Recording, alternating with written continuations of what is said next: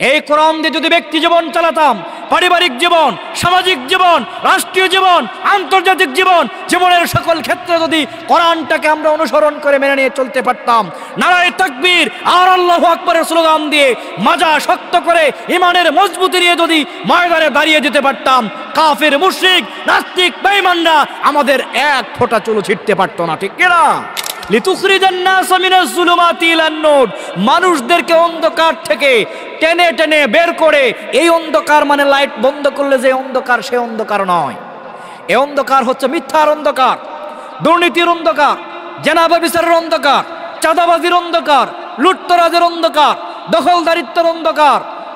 এক কথায় ইসলাম বিরোধী যত প্রকারের অপকর্ম, কুকর্ম রয়েছে, সব প্রকারের অন্ধকার থেকে, জাহিলিয়াত থেকে মানুষদেরকে টেনে টেনে বের করে আল্লাহর দিকে, নবীর দিকে, ইসলামের দিকে নেওয়ার জন্য আমি কোরআন এই পৃথিবীতে এসেছি। জোরে বলেন সুবহানাল্লাহ। এমন একটি সময় আমরা এই কথা বলতে শুরু করেছি, এমন একটি সময়ে কোরআনের মাহফিলে আমরা বসেছি, যেই সময়টাতে মানুষগুলো এই কোরআনটা থেকে বড় দূরে চলে যাচ্ছে। ঠিক না? কিন্তু কোরআন থেকে দূরে সরে গিয়ে মুক্তি পাওয়ার কোনো উপায় আছে? আমাদের একমাত্র মুক্তি পাওয়ার যে কিতাব আল্লাহ তাআলা দিয়েছেন, সেই কিতাবের নাম কি? একটু জোরে বলেন তো, আরো জোরে বলেন, কি নাম? আমরা আজকে কোরআন থেকে কথা বলবো ইনশাআল্লাহ। যেই কোরআন সম্পর্কে আল্লাহ তাআলা কোরআন আল কারিমের শুরুতে আল্লাহ তাআলা নিজেই ওপেন চ্যালেঞ্জ ছুড়ে দিচ্ছেন, কেমন কোরআন এটা। রব্বুল আলামিন কোরআনুল কারিমের শুরুতেই সূরাতুল বাকারার শুরুতে আল্লাহ তাআলা বলছেন, যালিকাল কিতাবু লা রাইবা ফি। জোরে বলেন আল্লাহু আকবার, আর জোরে বলেন আল্লাহু আকবার। আল্লাহ রাব্বুল আলামিন বলছেন, যালিকাল কিতাবু লা রাইবা ফি, এমন একটি কিতাব আমি দান করেছি, এমন একটি গ্রন্থ আমি তোমাদেরকে দান করেছি, এমন একটি মহাগ্রন্থ আমি অবতরণ করেছি, যেই কিতাবের মধ্যে কোনো ভুল নাই, কোনো ত্রুটি নাই, কোনো কনফিউশন, কোনো ডাউট আর কোনো বিচ্যুতি নাই। জোরে বলেন ঠিক কিনা? আছে কোনো ভুল এই কিতাবের মধ্যে? পৃথিবীতে যত কিতাব আছে সবগুলো কিতাব বের করবেন, 1-2 পৃষ্ঠা উল্টাবেন, শুরুর দিকে লেখা থাকে, যদি কোনো ভুল আপনারা পেয়ে থাকেন আমাদেরকে জানাবেন। দ্রুত সময়ে টাইপিং করতে গিয়ে, কম্পিউটারে ছাপাতে গিয়ে আমাদের কোনো ভুলও হতে পারে, লেখা থাকে না। পৃথিবীর প্রত্যেকটা লেখক, কবি, সাহিত্যিক যারা আছেন, প্রত্যেকে কিতাবের শুরুতে, তাদের বইয়ের শুরুতে 1-2 পৃষ্ঠার ভিতরেই লিখে দেন, আমার কিতাবের মধ্যে যদি কোনো ভুল থাকে, বইয়ের মধ্যে যদি কোনো ভুল পেয়ে যান, দ্রুততম সময়ে ছাপানোর কাজে কোনো ভুলও হতে পারে। যদি কেউ ভুল পান আমাদেরকে জানাবেন, পরবর্তী সংশোধনীতে আমরা ঠিক করে নিব, এমনই করে কোরেশন দেওয়া থাকে। আর আল্লাহ রাব্বুল আলামিন 1450 বছর, 1500 বছর পূর্বে যেই কোরআনটা বিশ্বনবীর প্রতি অবতরণ করলেন, হেরা গুহার মধ্যে যেই কোরআনুল কারীম আল্লাহ তাআলা অবতরণ করে দিলেন মানব জাতির জন্য, হেদায়েতের জন্য, মুক্তির জন্য, যেই কোরআনটা আল্লাহ তাআলা অবতরণ করে দিলেন, রব্বুল আলামিন 1450 বছর, 1500 বছর পূর্বে বিশ্ববাসীকে চ্যালেঞ্জ ছুড়ে দিয়ে বলছেন, যালিকাল কিতাবু লা রাইবা ফি। আল্লাহু আকবার। এমন একটি কিতাব আমি দান করেছি, এমন একটি গ্রন্থ আমি নাজিল করেছি, হে নবী, এমন একটি কিতাব আপনাকে দিয়েছি যার মধ্যে কোনো ভুল নাই, কোনো ত্রুটি নাই, কোনো কনফিউশন নাই, আর কোনো ডাউট নাই। জোরে সরে বলেন আল্লাহু আকবার। এই যেই কিতাবের মধ্যে কোনো ভুল নাই, নির্ভুল কিতাব, সঠিক কিতাব, একমাত্র যাচাই বাছাই করা সঠিক কিতাব, এই কিতাব আমাদের হাতে থাকার পরেও, কাছে থাকার পরেও অন্য কোনো কিতাব থেকে কিসসা কাহিনী, বানানো কোনো গল্প, ইতিহাস, দর্শন দিয়ে কথা বলার কি কোনো সুযোগ আছে? কথা হবে কি থেকে বলেন তো? এই কোরআন থেকে আমরা কথা বলতে চাই, যেই কোরআন এমন একটি মুজিজা, এমন একটি অলৌকিক কিতাব, এমন মর্যাদার একটি কিতাব, যার পরিচয় জানার জন্য দুনিয়ার অন্য কোনো কিতাবের কাছে যাওয়ার দরকার আছে? এই কোরআনের পরিচয় কি? কোরআন কেন এসেছে? কে অবতরণ করেছেন? কার কাছে অবতরণ করেছেন? কি উদ্দেশ্য? এই সব কিছু আমরা এই কোরআন যদি পড়তে শিখি, শুধু কাজ হচ্ছে কি করা? কোরআনটা পড়তে শেখা, তেলাওয়াত করতে শেখা। আমরা মাতৃভাষা আমাদের বাংলা, আমরা যদি আরবিটা পড়তে শিখে যাই, আর নিজেরা তো বাংলা জানি, তাহলে আরবি পড়বো আর বাংলা সেটা দেখে দেখে পড়বো। এই কোরআন জানার জন্য অন্য কারো কাছে যাওয়ার দরকার আছে? অন্য কোনো কিতাব লাগবে? মাত্র 30-35 দিন, 1 মাস মসজিদের ইমাম সাহেবের কাছে, অথবা মক্তবে, অথবা মাদ্রাসায় অল্প কয়েকদিন যাওয়ার মাধ্যমে এই কোরআন শিক্ষা করার সুযোগ আছে না নাই? 20-30 বছর ধরে পড়াশোনা করে এক একটা সাবজেক্টে অনার্স মাস্টার্স করার পরেও কেউ বলতে পারবে না আমি পদার্থবিজ্ঞানের জনক হয়ে গেলাম, আমি রসায়ন বিজ্ঞানের সব পারি, গণিতের সব কিছু আমার দেখা শেষ, এরকম কেউ বলতে পারবে? তো মাত্র কয়েকটা দিন বক্তব্যে যাবে, মাদ্রাসায় যাবে, হুজুরদের কাছে বসবে, এই কোরআনের হরফগুলো উচ্চারণ করে করে বারবার পড়বে, তিলাওয়াত করা শিখবে, আর নিজের মাতৃভাষায় অনুবাদ পড়ার সাথে সাথে এই কোরআন থেকে সব কিছু জানার সুযোগ তৈরি করে দিয়েছেন কে? সুযোগ আছে না নাই? এই কোরআন আল কারীম অত্যন্ত মর্যাদার কিতাব, কোরআন আল কারীম অত্যন্ত মহত্বের কিতাব। এই কিতাবকে যদি আপনি প্রশ্ন করেন, কোরআন, আমাদের তো বাড়ি আছে, আমাদের ঘর আছে, আমাদের নাম আছে, আমাদের ঠিকানা আছে। আমার নাম মাওলানা বুলবুল আহমেদ বাশার, আমার বাড়ি এই বগুড়ার দুপচাচিয়া উপজেলার শহর কুড়িগ্রাম জিয়ানগর ইউনিয়ন। আরেকজনের নাম হয়তো আব্দুর রহমান, আজকের সভাপতির নাম রেজাউল করিম, একটু আগে আলোচনা করলেন মাওলানা জিল্লুর রহমান। এই যে আপনারা এখানে যারা বসে আছেন, আপনাদের প্রত্যেকেরও নাম আছে না নাই? প্রত্যেকের একটা করে নাম আছে, একটা করে ঘর আছে, বাড়ি আছে, ঠিকানা আছে। কোরআনুল কারীমকে যদি আপনি প্রশ্ন করেন, কোরআন তোমার কোনো নাম আছে কিনা, তোমার কোনো ঠিকানা আছে কিনা, প্রশ্ন করলে কোরআন উত্তরে দিতে পারবে কি পারবে না? পারবে কি পারবে না? কোরআনুল কারীমকে যদি আপনি প্রশ্ন করেন, কোরআন তোমার নাম কি আর তোমার বাড়ি কোথায়, কোরআন আপনাকে অত্যন্ত চমৎকারভাবে সূরাতুল বুরুজের শেষ 2টি আয়াতের মাধ্যমে জানিয়ে দিবে, বাল হুয়া কুরআনুম মাজিদুন ফি লাউহিম মাহফুজ। আল্লাহু আকবার। কোরআনকে যখন আপনি প্রশ্ন করবেন, কোরআন তোমার নাম কি আর তোমার বাড়ি কোথায়, অত্যন্ত চমৎকারভাবে কোরআন আপনাকে উত্তর দিবে, আমার নাম হলো কোরআনুল মাজিদ। কি নাম? আমার নাম হলো কোরআনুল মাজিদ, আর আমার বাড়ি হচ্ছে ওই লাউহে মাহফুজ নামক মহা সংরক্ষিত ফলকে। জোরে সরে বলেন আল্লাহু আকবার। এই কোরআনুল কারীমকে যদি আপনি বলেন, কোরআন বুঝলাম তোমার নাম কোরআনুল মাজিদ আর তোমার বাড়ি হলো ওই লাউহে মাহফুজে কোরআন, কিন্তু ওই লাউহে মাহফুজ থেকে এই দুনিয়ার জমিনে কিভাবে তুমি আসলে, কে তোমাকে অবতরণ করলো, কার কাছে থেকে তুমি এসেছো, কে তোমাকে আমাদের কাছে অবতরণ করে দিল, জিজ্ঞাসা করলে কোরআন বলতে পারবে কি পারবে না? কোরআনকে যখন আপনি বলবেন, কোরআন ওই লাউহে মাহফুজ থেকে কে তোমাকে পাঠালো, কার কাছে থেকে তুমি এসেছো, কে তোমাকে অবতরণ করেছে, কোরআনকে প্রশ্ন করার সাথে সাথে অত্যন্ত চমৎকার করে কোরআন আপনাকে সেই প্রশ্নের উত্তর দিবে। কোরআন আপনাকে বলবে, তানজিলাম মিম্মান খালাকাল আরদা ওয়াস সামাওয়াতিল উলা। আল্লাহু আকবার। কোরআন আপনাকে সাথে সাথে উত্তর দেবে, ওই সুউচ্চ আসমান আর বিস্তীর্ণ জমিন যে আল্লাহ তাআলা সৃষ্টি করেছেন, ওই মহান রব্বুল আলামিন আমি কোরআন আমাকে দুনিয়ায় প্রেরণ করেছেন। বলেন আল্লাহু আকবার। অনুরূপভাবে যখন আপনি কোরআনকে বলবেন, কোরআন আল্লাহ তাআলা তোমাকে প্রেরণ করেছেন বুঝলাম, কিন্তু এই দুনিয়ার জমিনে যখন প্রেরণ করেছে, কোন মানুষের উপরে তোমাকে অবতরণ করেছে, কোন নবীর উপরে তুমি অবতরণ হয়েছে আমাদেরকে জানাও। প্রশ্ন করার সাথে সাথে কোরআন উত্তর দিবে, ওয়া আমিনু বিমা নুজিলা আলা মুহাম্মাদ। ঈমান আনো সেই মুহাম্মদ সাল্লাল্লাহু আলাইহি সাল্লামের প্রতি, যার উপরে আমি আল্লাহ এই কোরআনুল কারীম অবতরণ করেছি। বলেন সুবহানাল্লাহ। যখনই প্রশ্ন করবেন, আল্লাহ তাআলা অবতরণ করেছে বুঝলাম, কিন্তু দুনিয়ায় কার উপর অবতরণ হয়েছে, কোন নবীর উপরে, তার নাম কি, কোরআন সে প্রশ্নের উত্তর আপনাকে চমৎকার করে দিচ্ছে। ঈমান আনো সেই মুহাম্মদ সাল্লাল্লাহু আলাইহি সাল্লামের প্রতি, যার উপরে আমি আল্লাহ এই কোরআনটা অবতরণ করেছি। সুবহানাল্লাহ। প্রশ্ন করলে কোরআন উত্তর দেয় কি দেয় না? শুধু শর্ত হচ্ছে কোরআনটা আপনাকে পড়তে শিখতে হবে, আর মাতৃভাষার একটা অনুবাদ করা কিতাব হাতে নেবেন, একটা করে আয়াত পড়বেন, একটা করে সূরা পড়বেন, একটা করে পৃষ্ঠা পড়বেন, আর উল্টাবেন। কোরআন নিজেই তার প্রশ্নের উত্তরগুলো দিয়ে দিবে। বলেন সুবহানাল্লাহ। আপনি যদি কোরআনকে বলেন, কোরআন বুঝলাম তোমার নাম আল কোরআনুল মাজিদ, ওই লাউহে মাহফুজে তোমার বাড়ি, আল্লাহ তাআলা তোমাকে প্রেরণ করেছেন, বিশ্ব নবী মুহাম্মদ রাসূলুল্লাহ সাল্লাল্লাহু আলাইহি সাল্লামের উপর অবতরণ হয়েছ, কিন্তু কোরআন তুমি আমাদেরকে বলো, ওই আসমান থেকে লাউহে মাহফুজ থেকে এই জমিনে কে তোমাকে বহন করে নিয়ে এসেছে, কার মাধ্যমে তুমি এসেছ, কে তোমাকে মুহাম্মদ সাল্লাল্লাহু আলাইহি সাল্লামের কাছে পৌঁছায়া দিল। প্রশ্ন করলে কোরআন উত্তর দিতে পারবে কি পারবে না? কোরআনকে যখনই বলবেন, কে তোমাকে বহন করে নিয়ে এসেছে, কার মাধ্যমে এসেছ, উত্তরে চমৎকার করে কোরআন বলবে, নাযালা বিহির রূহুল আমিন। রুহুল আমিন নামক বিশ্বস্ত ফেরেশতা অর্থাৎ জিবরাইল আমিনের মাধ্যমে আমি কোরআন এই জমিনে এসেছি। বলেন সুবহানাল্লাহ।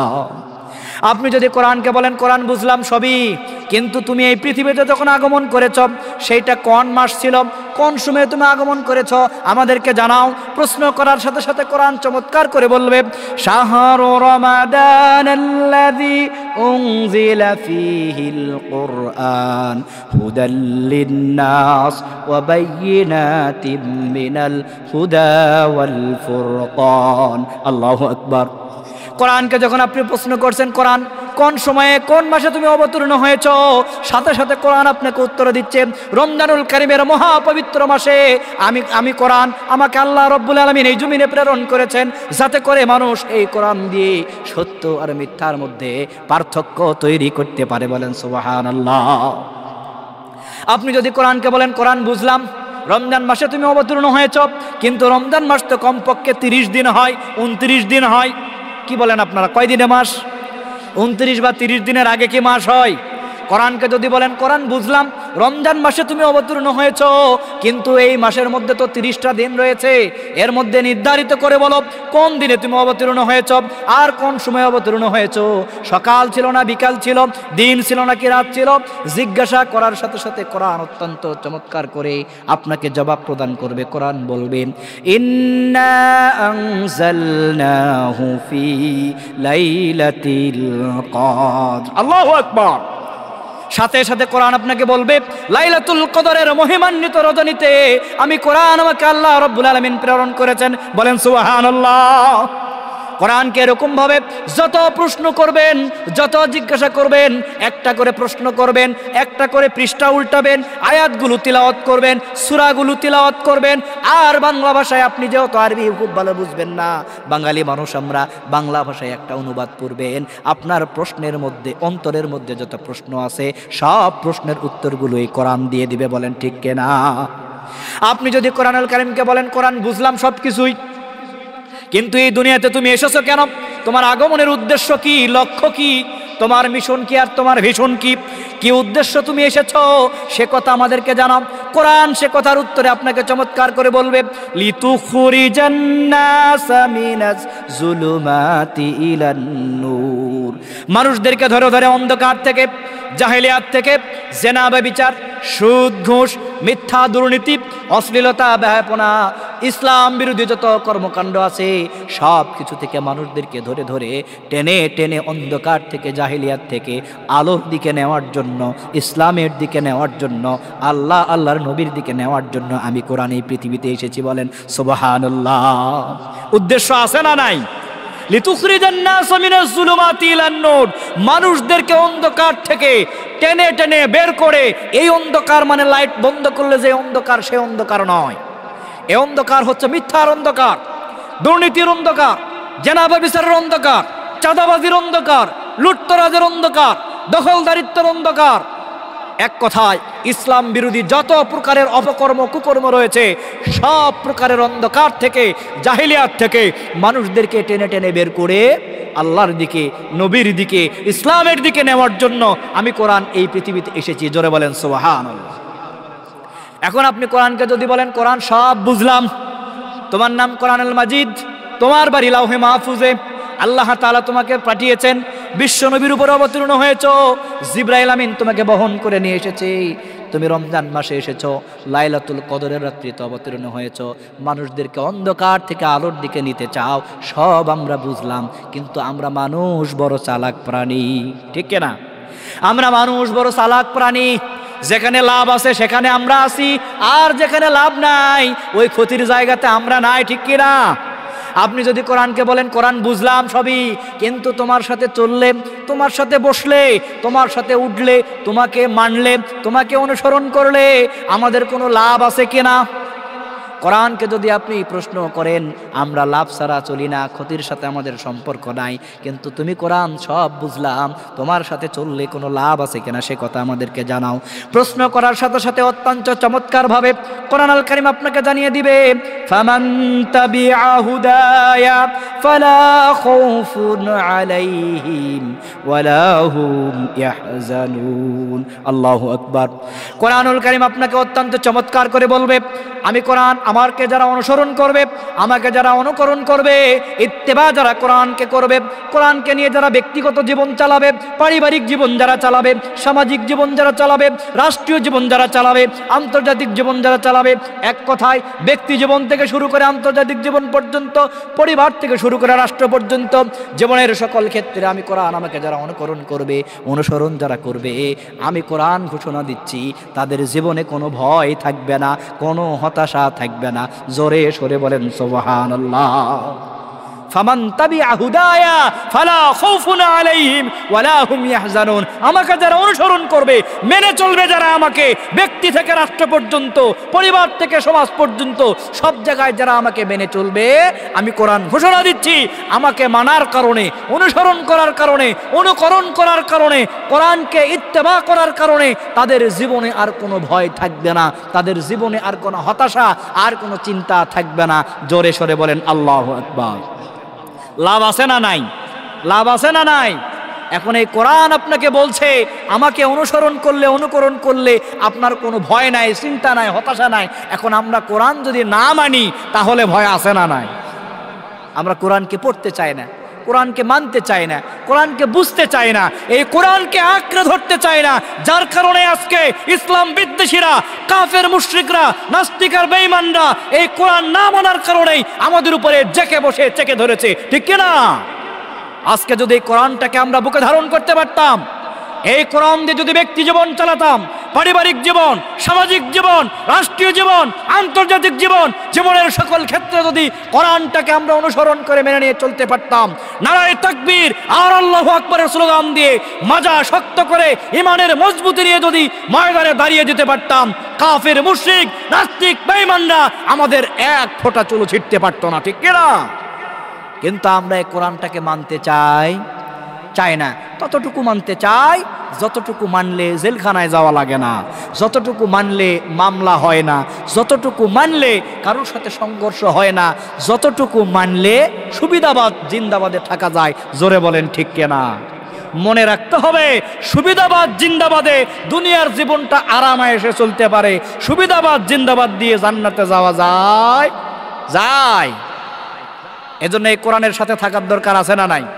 কোরআনের সাথে থাকার দরকার আছে না নাই? কারা কারা এই কোরআন দিয়ে ব্যক্তি, পরিবার, সমাজ আর রাষ্ট্র সব কিছু পরিচালনা করতে চান? আমার আল্লাহকে একটু হাত উঁচু করে দেখায় দেন।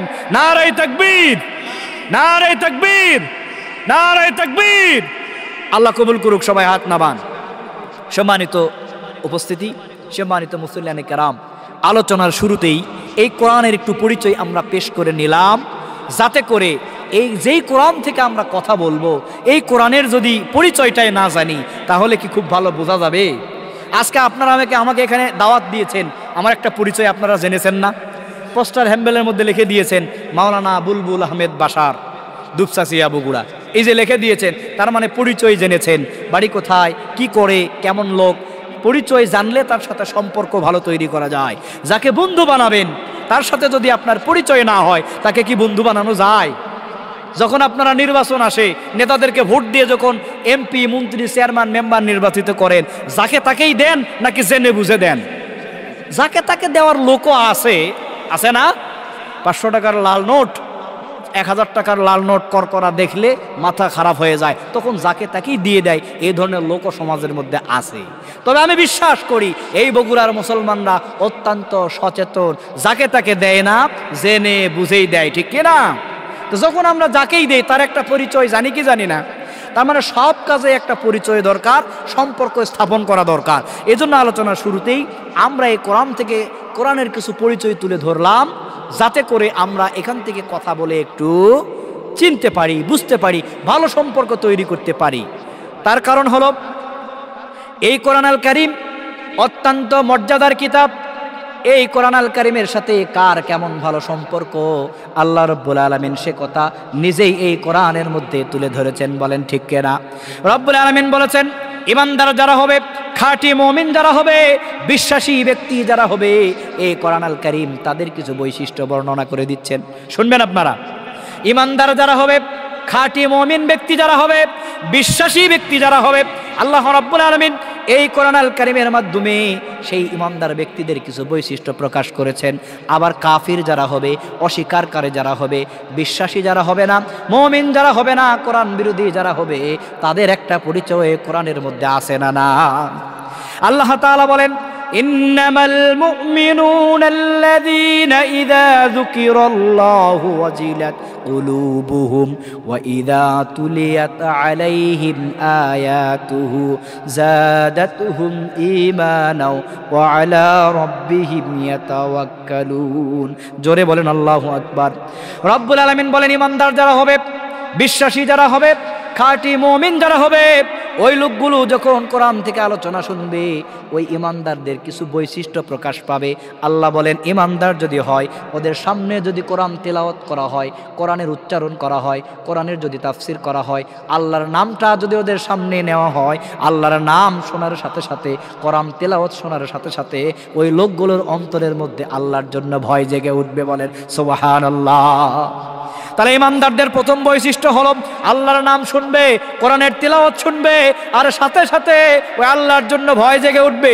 আর 2 নম্বর আল্লাহ তাআলা বলেন, ওই কোরআনের কথা শোনার পরে, কোরআনের তেলাওয়াত শোনার পরে, কোরআনের তাফসীরগুলো শোনার পরে যারা ইমানদার হবে, ওদের অন্তরের মধ্যে যে ঈমান আছে, ওই ঈমানটা দিন দিন আরো বেশি বৃদ্ধি পেতে থাকবে। বলেন সুবহানাল্লাহ। আর 3 নম্বর আল্লাহ তাআলা বললেন, খাঁটি মুমিন যারা হবে, ইমানদার যারা হবে, বিশ্বাসী ব্যক্তি যারা হবে, ওরা কোরআন শোনার পরে কি করবে? ওদের ভিতরে আল্লাহর নাম শুনলে ওদের অন্তরে ভয় জেগে উঠবে আল্লাহর জন্য, ঈমানটা দিন দিন বৃদ্ধি পেতে থাকবে। আর 3 নম্বরে কি করবে? দুনিয়ার জীবনে যত দুঃখ দুর্দশা, বিপদ আপদ, বালা মুসিবত, যত পরিস্থিতি তৈরি হোক না কেন, আল্লাহ ছাড়া আর কারোর উপরে ভরসা করবে না। আল্লাহ ছাড়া কারোর উপরে ভরসা করা যাবে? ভরসা করা যাবে? আর আল্লাহ বললেন, আল্লাযীনা ইউকিমুনাস সালাতা ওয়া মিম্মা রাযাকনাহুম ইউনফিকুন। 4 এবং 5 নম্বর বৈশিষ্ট্য হলো খাঁটি ইমানদার যারা হবে, ওদের 4 নম্বর বৈশিষ্ট্য, ওরা নামাজ কায়েম করবে। আর 5 নম্বর বৈশিষ্ট্য হলো ওরা কি করবে? আল্লাহর দেওয়া রিজিক থেকে প্রতিনিয়ত তার রাস্তায় দান করবে। এগুলো হচ্ছে ইমানদারদের বৈশিষ্ট্য। কাদের বৈশিষ্ট্য? আল্লাহর নাম শুনলে আর কোরআনের তিলাওয়াত শুনলে সাথে সাথে কার জন্য ভয় জাগবে? আর 2 নম্বর বৈশিষ্ট্য হচ্ছে কোরআনের তিলাওয়াত যত করবে, তাফসির যত করবে, যত শুনবে, ঈমানটা তত বৃদ্ধি। আর আল্লাহ ছাড়া কারোর উপরে ভরসা করবে।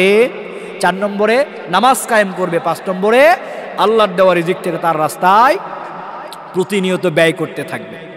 পক্ষান্তরে যারা কাফির হবে, যারা অবিশ্বাসী হবে, যারা অস্বীকারকারী হবে, বেঈমান যারা হবে, নাস্তিক যারা হবে, মুশরিক যারা হবে, ওই কাফিরদের বৈশিষ্ট্য আল্লাহ তাআলা কোরআনের মধ্যে তুলে ধরেছেন। রব্বুল আলামিন বলেন, ওয়াকালাল্লাযীনা কাফারু লা তাসমাউ লিহাযাল কুরআন ওয়ালগাউ ফীহি লাআল্লাকুম তাগলিবুন। জোরে বলেন আল্লাহু আকবার। আল্লাহ রাব্বুল আলামিন বলেন, কাফির যারা হবে তাদের 2টা বৈশিষ্ট্য শোনো। ওরা কি করবে? যারা কোরআনের আয়াত শোনার পরে, কোরআনের তেলাওয়াত শোনার পরে, কোরআনের তাফসীর শোনার পরে নিজেরা 2টা সিদ্ধান্ত নেবে। 1 নম্বর সিদ্ধান্ত হলো নিজেরা কোরআন শুনবে না, কেউ যাতে শুনতে না পারে সেই ব্যবস্থা গ্রহণ করবে, কাউকে শুনতে দেবে না। আর 2 নম্বর বৈশিষ্ট্য হলো শক্তি যদি থাকে, ক্ষমতা যদি থাকে, আর টাকা পয়সা যদি থাকে, এরা হট্টগোল তৈরি করে 144 ধারা জারি করে কোরআনের ওই মাহফিলটাকে তারা বন্ধ করে দিবে। এই 2 শ্রেণীর লোক সমাজে আছে না নাই? আছে না নাই? আল্লাহ নিজে বলে দিলেন, কাফির তারা, তাদের 2টা বৈশিষ্ট্য প্রকাশ পাবে। এরা নিজেরা কোরআন শুনবে না, আর কাউকে শুনতেও দিতে চাইবে না। আর যদি শক্তি, ক্ষমতা, অর্থ থাকে, তাহলে ওই পাওয়ার প্রয়োগ করে কোরআনের মাহফিলকে এরা বন্ধ করে দিবে, আলেমদেরকে কথা বলতে দিবে না, নবিয়ানা কাজ আর কোরআনের বাণী তারা প্রচার করতে দিবে না, হট্টগোল তৈরি করবে, 144 ধারা জারি করে কোরআনের ওই মাহফিলটাকে তারা পণ্ড করে দিবে। জোরে সোরে বলেন তো, এই 2 শ্রেণীর লোক এই সমাজে আছে না নাই? কম না বেশি?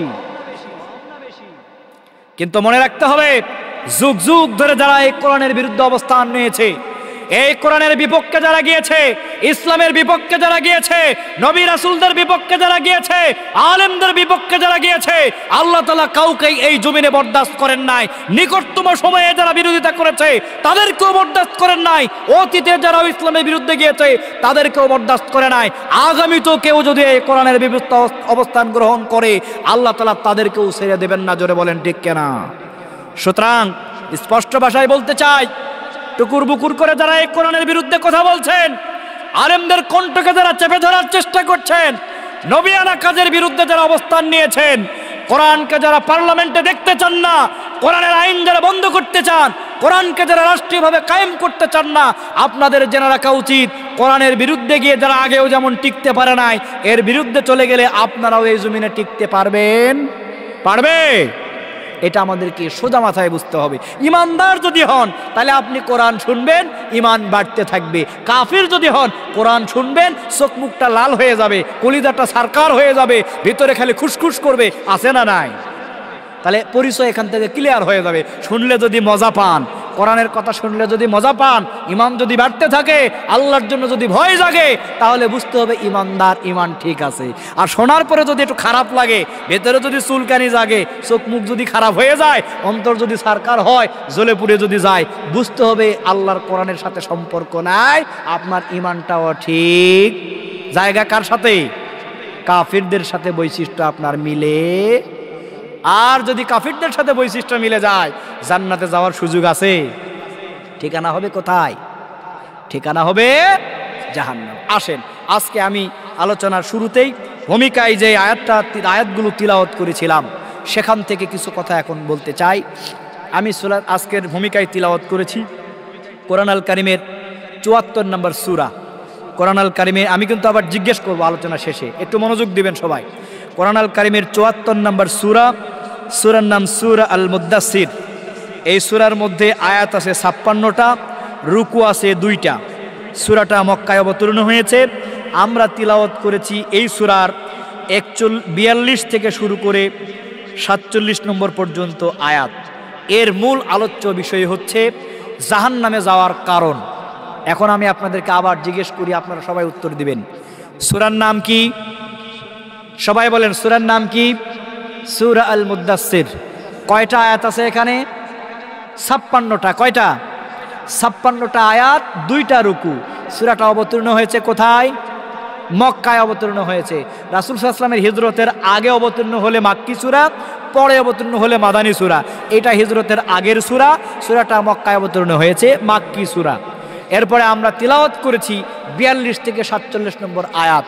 আলোচনার বিষয় জাহান্নামে যাওয়ার কারণ। সবাই একটু জোরে সোরে বলেন, আলোচনার বিষয় কি? আরো জোরে বলেন, আলোচনার বিষয় কি? আজকের এই আলোচনা যদি আমরা মনোযোগ সহ শুনতে পারি, জাহান্নামে যাওয়ার কারণগুলো যদি মার্কিং করতে পারি, সেই অপরাধ থেকে যদি বেঁচে থাকি, জান্নাতে যাওয়ার সুযোগ আছে না নাই? আছে না নাই? আল্লাহ তাআলা আমাদেরকে সঠিকভাবে উপস্থাপন করার মাধ্যমে, শুনে বুঝে আমল করার মাধ্যমে কঠিন জাহান্নাম থেকে বাঁচিয়ে আমাদের জন্য জান্নাতের ফয়সালা করুন। সকলে বলছি আমিন। আল্লাহ রাব্বুল আলামিন বলেন, ক্বালু মা সালাকাকুম ফি সাকার, ক্বালু লাম নাকু মিনাল মুসাল্লিন ওয়া লাম নাকু নুতঈমুল মিসকিন ওয়া কুন্না নাখুদু মা'আল খাইদিন ওয়া কুন্না নুকাযযিবু বিয়াউমিদ্দিন হাত্তা আতানাল ইয়াকিন। জোরে বলেন আল্লাহু আকবার। আল্লাহ রাব্বুল আলামিন বললেন, মা সালাকাকুম ফি সাকার, কেন, কোন কারণে, কি অপরাধের জন্য তোমরা জাহান্নামে নিক্ষিপ্ত হয়েছো? ওই দিন জাহান্নামীরা উত্তর দিবে 4টা। জোরে বলেন কয়টা? জাহান্নামের মধ্যে যারা অবস্থান করবে আর যারা জান্নাতে অবস্থান করবে, এই দুই শ্রেণীর মধ্যে একটা দূরত্ব তৈরি হবে। জান্নাতের মধ্যে যারা অবস্থান করবে, ওই লোকগুলো কি করবে? গলাটা উঁচু করে জাহান্নামের দিকে তাকাবে, একটু সামনের দিকে অগ্রসর হয়ে আসবে। ওইখানে নিয়োজিত ফেরেশতা যিনি থাকবেন, ওই ফেরেশতাকে সাথে নেবেন। ওই নিয়োজিত ফেরেশতা আর জান্নাতি মানুষেরা ওই দিন জাহান্নামীদেরকে উদ্দেশ্য করে জিজ্ঞাসা করবেন, ইয়াতাসালুনা আনিল মুজরিমিন, অপরাধীদেরকে ওই দিন জিজ্ঞাসা করা হবে। জাহান্নামে যারা অবস্থান করবে তাদেরকে ওই দিন জিজ্ঞাসা করা হবে, মা সালাকাকুম ফি সাকার, কেন, কোন কারণে, কি অপরাধে তোমরা জাহান্নামে নিক্ষিপ্ত হয়েছ? তোমাদেরকে সবাইকে তো চেনা চেনাই লাগছে। দুনিয়ায় তো আমরা একসাথে এবাদার ঘাট করতাম, একই স্কুলে পড়াশোনা করেছিলাম, একই গ্রামে বসবাস করেছি, মাঝে মধ্যেই স্লোগান তুলতাম, বিভিন্ন কাজে আমরা একসাথে চলতাম, আন্দোলন করতাম, লড়াই করতাম, সংগ্রাম করতাম। জীবনের কত কাজগুলো আমরা একসাথে করেছি। মা সালাকাকুম ফি সাকার, আজকে কেন তোমরা জাহান্নামের মধ্যে নিক্ষিপ্ত হয়েছ? একসাথে তো দুনিয়া অনেক সময় চলতাম ফিরতাম, কোন অপরাধ কি অপরাধে তোমরা জাহান্নামের মধ্যে নিক্ষিপ্ত হয়েছ? এই প্রশ্ন যেদিন করা হবে, জাহান্নামীরা নিজেরাই ওই দিন 4টা উত্তর প্রদান করবে। দুনিয়ায় যখন মানুষদেরকে পুলিশ গ্রেফতার করলে মানুষরা কি করে? হাতটা উঁচু করে দিয়ে সামনের দিকে হাতটা তুলে দেয়, সারেন্ডার করে। আর পুলিশকে বোঝাতে চাই গ্রেফতার করেছেন, আত্মসমর্পণ করে দিলাম। মারলে মারেন, পিটলে পিটেন, জেলখানায় নিলে নেন, থানায় নিলে নেন, এরকম আছে না নাই? পুলিশ যখন গ্রেফতার করে আসামির হাতটা উঁচু করে সারেন্ডার করে আত্মসমর্পণ করে প্রশাসনকে বোঝানোর চেষ্টা করে, যেখানে নেবেন নিয়ে চলেন, পাবলিক প্লেসে আর মারার দরকার নাই, থানায় নিলে নেন, জেলখানায় নিলে নেন, রিমান্ডে নিলে নেন, আমাদেরকে যা খুশি তাই করেন, আত্মসমর্পণ করে দিলাম। ওই দিন জাহান্নামের মধ্যে যারা অবস্থান করবে, এই জান্নাতীরা আর ফেরেশতা যখন জিজ্ঞাসা করবে মা সালাকাকুম ফি সাকার, কেন, কোন কারণে, কোন অপরাধে তোমরা জাহান্নামে নিক্ষিপ্ত হয়েছ, কে তোমাদেরকে জাহান্নামে নিক্ষিপ্ত করলো, এই প্রশ্ন যখন করা হবে, জাহান্নামীরা ওই দিন দুনিয়ায় পুলিশে গ্রেফতার করা মানুষের মতো করে হাতটা উঁচু করে দিবে, সারেন্ডার করবে, আত্মসমর্পণ করে মাথাটা নিচু করে দিয়ে ওই দিন জাহান্নামীরা নিজেরাই 4টা প্রশ্নের উত্তর দিবে। জোরে বলেন কয়টা? জাহান্নামীরা ওই দিন মাথাটা নিচু করে, হাতটা উঁচু করে আত্মসমর্পণ করার মাধ্যমে নিজেরা ওই দিন 4টা উত্তর প্রদান করবে। 1 নম্বরে তারা বলবে ক্বালু লাম নাকু মিনাল মুসাল্লিন, দুনিয়ার জীবনে আমরা নামাজ আদায় করতাম না, মুসল্লি ছিলাম না, নামাজিদের মধ্যে অন্তর্ভুক্ত ছিলাম না, মসজিদের সাথে সম্পর্ক ভালো ছিল না, নামাজ কায়েমের আন্দোলন করি নাই, নামাজের সাথে আমাদের সম্পর্ক ছিল না। ক্বালু লাম নাকু মিনাল মুসাল্লিন, 1 নম্বর অপরাধ আমাদের হচ্ছে আমরা নামাজ আদায় করি নাই, মুসল্লি ছিলাম না, নামাজিদের সাথে আমাদের সম্পর্ক ছিল না। জোরে সরে বলেন নাউজুবিল্লাহ। জাহান্নামীরা ওই দিন 2 নম্বর উত্তর দিবে, মাথা নিচু করে আত্মসমর্পণ করে নিজেরাই আত্মস্বীকৃতভাবে ওই দিন 2 নম্বর উত্তর দিবে, ওয়ালাম নাকু নুতইমুল মিসকিন, আমাদের জাহান্নামে আসার 2 নম্বর কারণ ছিল অসহায় অভুক্ত মিসকিন যারা ছিল, সামর্থ্য থাকার পরেও ওই লোকগুলোর খাবারের ব্যবস্থা আমরা করি না। আমাদের সামর্থ্য ছিল, আমাদের অর্থ ছিল, আমাদের ক্ষমতা ছিল, আমরা কি করেছি? অসহায় অভুক্ত মিসকিন যারা ছিল, প্রতিবেশী যারা ছিল, আত্মীয়দের মধ্যে যাদের অবস্থা দুর্বল ছিল, সামর্থ্য থাকার পরেও ওদের খাবারের, ওদের শিক্ষার, ওদের চিকিৎসার ব্যবস্থা আমরা করি নাই, যার কারণে ঠিকানা কোথায়? 2 নম্বরে তারা এই কথা বলবে। 3 নম্বরে তারা বলবে ওয়া কুন্না নাকুদু মাল খায়দিন, জাহান্নামে আসার আমাদের 3 নম্বর অপরাধ হলো আমরা কি করতাম? দুনিয়ায় যারা ইসলামের বিরোধিতা করত, কোরআনের বিপক্ষে যারা অবস্থান নিয়েছিল, সত্যের বিরুদ্ধে যারা গিয়েছিল, আল্লাহর নবীর যারা বিরোধিতা করত, ইসলামের যারা বিরোধিতা করত, কোনো না কোনোভাবে আমরা ওই লোকদেরকে সহযোগিতা করেছিলাম। খেয়াল করবেন, নিজেরাই ইসলামের বিরোধিতা করেছি তা কিন্তু বলল না, কি বলল? ওয়া কুন্না নাখুদু মাল খায়দিন, ইসলামের যারা বিরোধিতা করেছে, সত্যের যারা বিরুদ্ধে ছিল। বলেন তো এই দুনিয়ায় সবচাইতে বড় সত্য জিনিসের নাম কি? এর চেয়ে বড় কোনো সত্য কিতাব আছে? আল্লাহ রাব্বুল আলামিন বললেন জাহান্নামীরা নিজেরাই ওই দিন বলবে 3 নম্বরে ওয়া কুন্না নাখুদু মাল খায়দিন, দুনিয়ায় সত্যের বিরুদ্ধে যারা অবস্থান নিয়েছিল, তার মানে এই কোরআনের যারা বিরোধিতা করেছে, ইসলামের যারা বিরোধিতা করেছে, আলেমদের যারা বিরোধিতা করেছে, আল্লাহর নবীর যারা বিরোধিতা করেছে, কোনো না কোনোভাবে ওই ইসলাম বিরোধীদেরকে, কোরআন বিরোধীদেরকে আমরা সহযোগিতা করেছি, যার কারণে ঠিকানা কোথায়? কয় নম্বর গেল? 4 নম্বরে বলবো ওয়া কুন্না নুকাজ্জিবু বিয়াউমিদ্দিন, আর আমাদের জাহান্নামে আসার 4 নম্বর অপরাধ হলো দুনিয়ার জীবনটা শেষ হয়ে যাবে, আখিরাতের অনন্তকালে প্রবেশ করতে হবে, মৃত্যু নামক জিনিস আমাদেরকে গ্রাস করে ফেলবে, আমাদের আমল নামার হিসাব হবে, ভালো আমলের জন্য ডান হাতে আমল নামা দিয়ে জান্নাতে দেওয়া হবে, খারাপ আমলের জন্য, মন্দ আমলের জন্য, গুনাহের জন্য আমাদেরকে পাকড়াও করে ধরে গ্রাস করে বাম হাতে আমল নামা দিয়ে জাহান্নামে নিক্ষেপ করা হবে। দুনিয়ার ওই জীবনটা একদিন শেষ হয়ে যাবে, মৃত্যু হবে, আখিরাতের অনন্তকালে প্রবেশ করতে হবে, জান্নাত কিংবা জাহান্নাম নির্ধারিত হবে। এই যে চূড়ান্ত সিস্টেম, দুনিয়ার এই সিস্টেম শেষ হয়ে আখিরাতের সিস্টেম শুরু হবে, বিচার যে হবে, বিচারের এই দিনটাকে আমরা মিথ্যা মনে করেছিলাম। নাউজুবিল্লাহ। মালিক ইয়াউমিদ্দিন, বিচার দিবসের একজন মালিক আছে।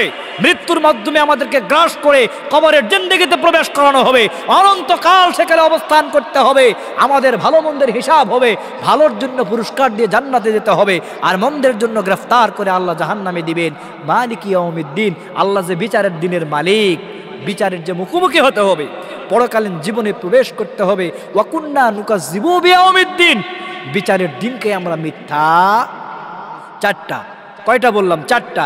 ক্বালু লাম নাকু মিনাল মুসাল্লিন, এক নম্বরে বলবে আমরা নামাজি ছিলাম না, নামাজ আদায় করি নাই, নামাজের আন্দোলন করি নাই, নামাজ কায়েম করার প্রচেষ্টায় থাকি নাই। দুই নম্বরে বলবে ওয়ালাম নাকু নুতইমুল মিসকিন, সামর্থ্য থাকার পরেও অভাবী অসহায় মিসকিনদেরকে সহযোগিতা করি নাই। ওয়াকুন্না নাখুদু মাআল খায়দিন। তিন নম্বরে বলবে ইসলাম বিরোধী, কোরআন বিরোধী, সত্যের বিরুদ্ধে যারা ছিল, কোনো না কোনোভাবে তাদেরকে আমরা সহযোগিতা করেছি। ওয়াকুন্না নুকাজ্জিবু বিয়াউমিদ্দিন। আর 4 নম্বর হলো আমরা বিচারের দিনটাকে মিথ্যা মনে করেছিলাম।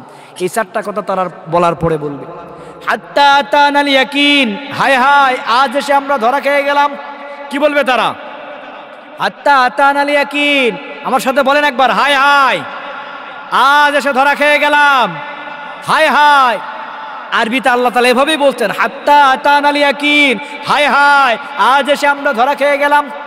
কিন্তু খেয়াল করে দেখেন তো আমার ভাইয়েরা, জাহান্নামের মধ্যে নিক্ষিপ্ত হওয়ার পরে ওই দিন যদি বলেন হাত্তা আতানাল ইয়াকিন, হায় হায় আজ আমরা ধরা খেয়ে গেলাম, ধরা খেয়েছি বলার পরে ওই দিন কি বাঁচার আর কোনো সুযোগ থাকবে? দুনিয়ায় বিপদে পড়লে বাঁচার সুযোগ আছে না নাই? দুনিয়ায় যখন আমরা বিপদ আপদ, দুঃখ, দুর্দশা, বালা মুসিবত, বিভিন্ন ধরনের ভেজালের মধ্যে নিয়োজিত হয়ে যাই, সেখান থেকে বাঁচার জন্য কিন্তু সিস্টেম আছে। পকেটে 5,000 টাকা লাগবে, 1 টাকাও নাই, কারোর কাছ থেকে ঋণ করার সুযোগ আছে না নাই? আজকে অসুস্থ হয়েছেন, চিকিৎসা গ্রহণ করবেন, আল্লাহর সাহায্য গ্রহণ করবেন, সুস্থ হওয়ার সুযোগ আছে না নাই? মারামারি লেগেছেন দুই পক্ষ, যদি দুই দিক থেকে আক্রমণ করা হচ্ছে, এক গ্রুপ মার কম খাচ্ছে, আরেক গ্রুপ বেশি করে মার দিচ্ছে, কিছুক্ষণ পরে লোকজন এসে বিপদ থেকে উদ্ধার করার সুযোগ আছে না নাই? তার মানে হলো দুনিয়ায় বিপদে পড়লে বাঁচার সুযোগ আছে, আর আখিরাতে ওই দিন বিপদে পড়ার পরে, জাহান্নামে নিক্ষিপ্ত হওয়ার পরে যেই দিন বলবেন হাত্তা আতানাল ইয়াকিন, হায় হায় আজ আমরা ধরা খেয়ে গেলাম, ওই দিন ধরা খেয়েছি বলার পরে বাঁচার আর কোনো সুযোগ থাকবে না। কিন্তু দুনিয়ায় যত বড় বিপদে পড়েন, যত দুঃখ দুর্দশা, যত অসুস্থতা আসুক না কেন, সব ধরনের বিপদ থেকে দুনিয়ায় কিন্তু বাঁচার একটা সুযোগ আছে। জোরে বলেন ঠিক কিনা? ছোট্ট একটা উদাহরণ দিলে খুব ভালো বুঝতে পারবেন। এই উদাহরণটা আবার কেউ রাজনৈতিক উদ্দেশ্যে নেবেন না। গত 2024 সালের 5 আগস্ট ঢাকার রাজপথের সব রাস্তাগুলো যখন বন্ধ করা হলো, সাবেক অবৈধ প্রধানমন্ত্রী স্বৈরাচারের নেত্রী শেখ হাসিনার রাষ্ট্রীয় ভবনের দরজা জানালার সব দিক থেকে যখন গ্রাস করে ফেলা হলো, ছাত্র জনতা যখন চতুর্দিক ঘিরে ফেললো, তখন কি আনন্দে ছিল না বিপদে ছিল? বিপদে ছিল না?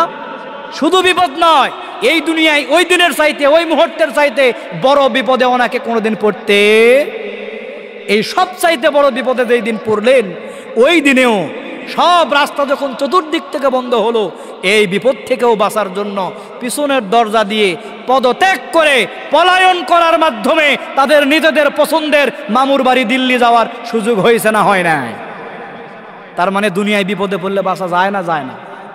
এই যে চতুর্দিক থেকে গ্রাস করে ফেললো, গ্রেফতার করে ফেললো, ঘিরে ফেললো, দুনিয়ায় সবচাইতে বড় বিপদে পড়লো, পিছনের দরজা দিয়ে পদত্যাগ করে পলায়ন করে হেলিকপ্টারে উড়াল দেওয়ার মাধ্যমে নিজের পছন্দের জায়গা দিল্লিতে যাওয়ার সুযোগ পাইল। কিন্তু আমি আপনাকে প্রশ্ন করতে চাই, জাহান্নামের মধ্যে নিক্ষিপ্ত হওয়ার পরে, অপরাধী সাব্যস্ত হওয়ার পরে, ওই জাহান্নামের বিপদে পড়ার পরে, ওই দিন যখন বিপদে পড়বেন হাত্তা আতানাল ইয়াকিন, হায় হায় আজ এসে ধরা খেয়ে গেলাম, ওই কথা বলার পরে ওই দিন জাহান্নাম থেকে বাঁচার জন্য আপনাকে আমাকে হেলিকপ্টারের ব্যবস্থা কে করে দেবে? পাওয়া যাবে? ওই দিন বিপদ থেকে বাঁচার জন্য হেলিকপ্টার পাওয়া যাবে?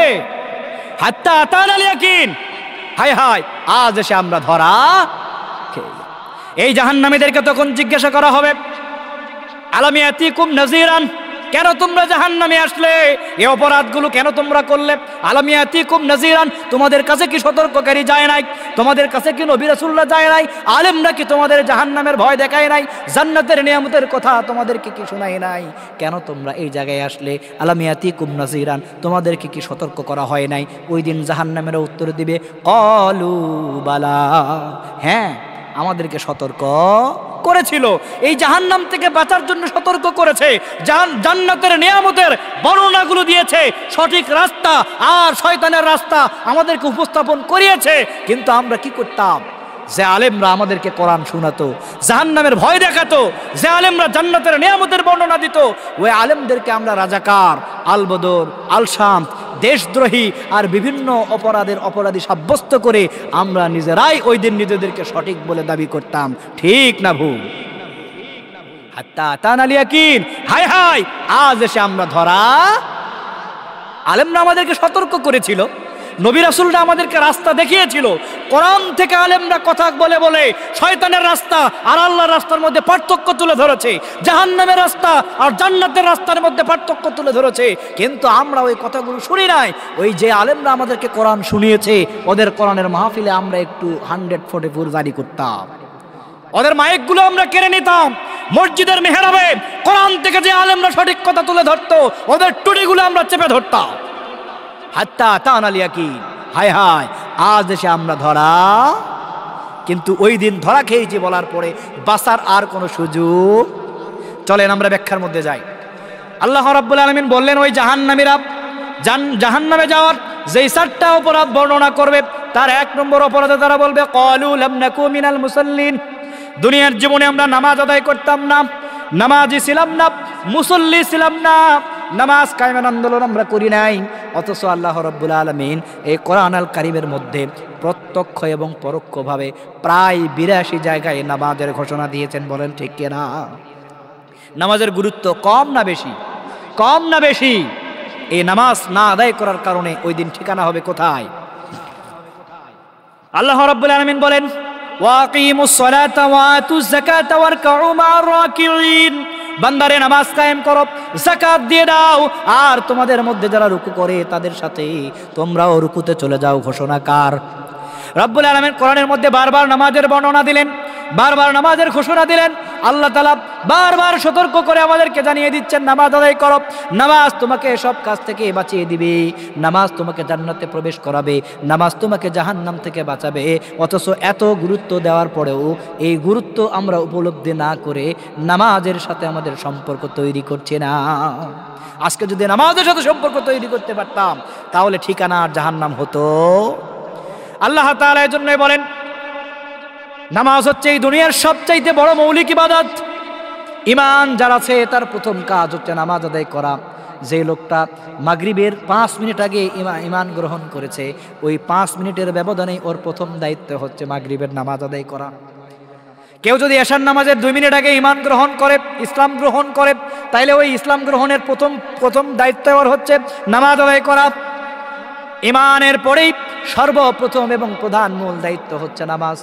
নামাজ হচ্ছে, আল্লাহ রাসূল সাল্লাল্লাহু আলাইহি ওয়াসাল্লাম বলেছেন, আসসালাতু মুখুল ইবাদ, নামাজ হচ্ছে সব ইবাদতের একটা খুঁটি, একটা মৌলিক ইবাদত, একটা প্রাথমিক কাজ, একটা গুরুত্বপূর্ণ মহা ইবাদত।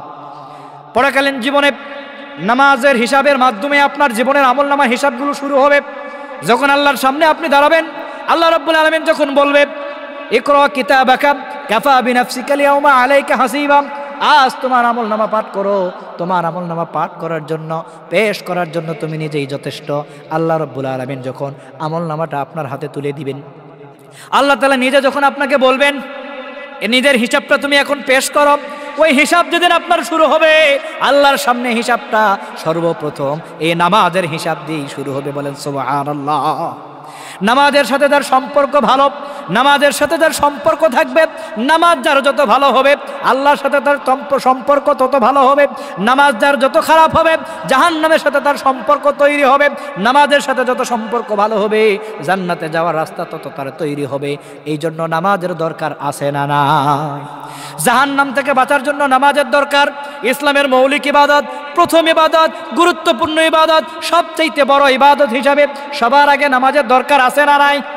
শুধু তাই নয়, আল্লাহ রাব্বুল আলামিন বলেন কোন বান্দা যদি দুনিয়ায় বিপদে পড়ে, বালা মুসিবত দুঃখ দুর্দশা যদি কারোর আসে, সাহায্য দরকার কার?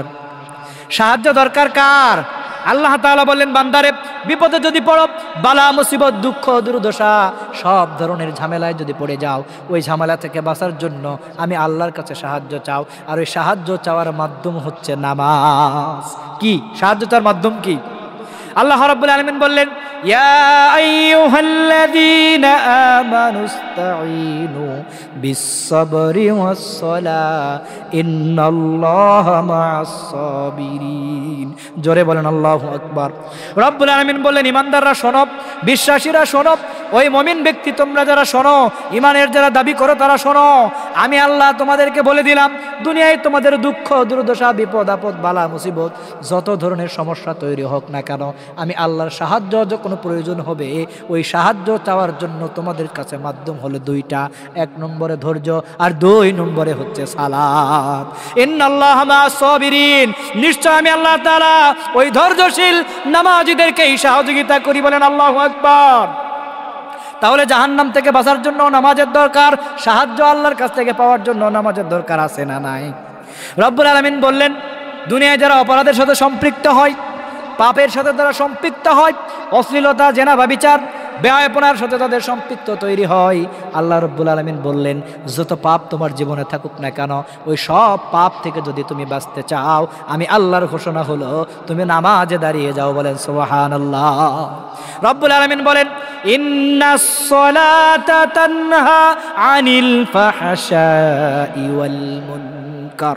আল্লাহ তাআলা বলেন বান্দা পাপে তোমার জীবনটা জরাজীর্ণ হতে পারে, অশ্লীলতায় লিপ্ত হতে পারো, জেনা ব্যভিচার করতে পারো, সুদ ঘুষ মিথ্যা দুর্নীতি চাঁদাবাজি লুটতরাজ যত প্রকারের অপরাধ আছে না কেন, যত অপরাধ তুমি করো না কেন, অপরাধগুলো থেকে চলে আসো, আমি আল্লাহর কাছে ইস্তিগফার করো, নামাজে দাঁড়িয়ে যাও। ওই নামাজ তোমাকে আস্তে আস্তে সব পাপ কাজ থেকে বাঁচিয়ে দেবে। ঘোষণা কার?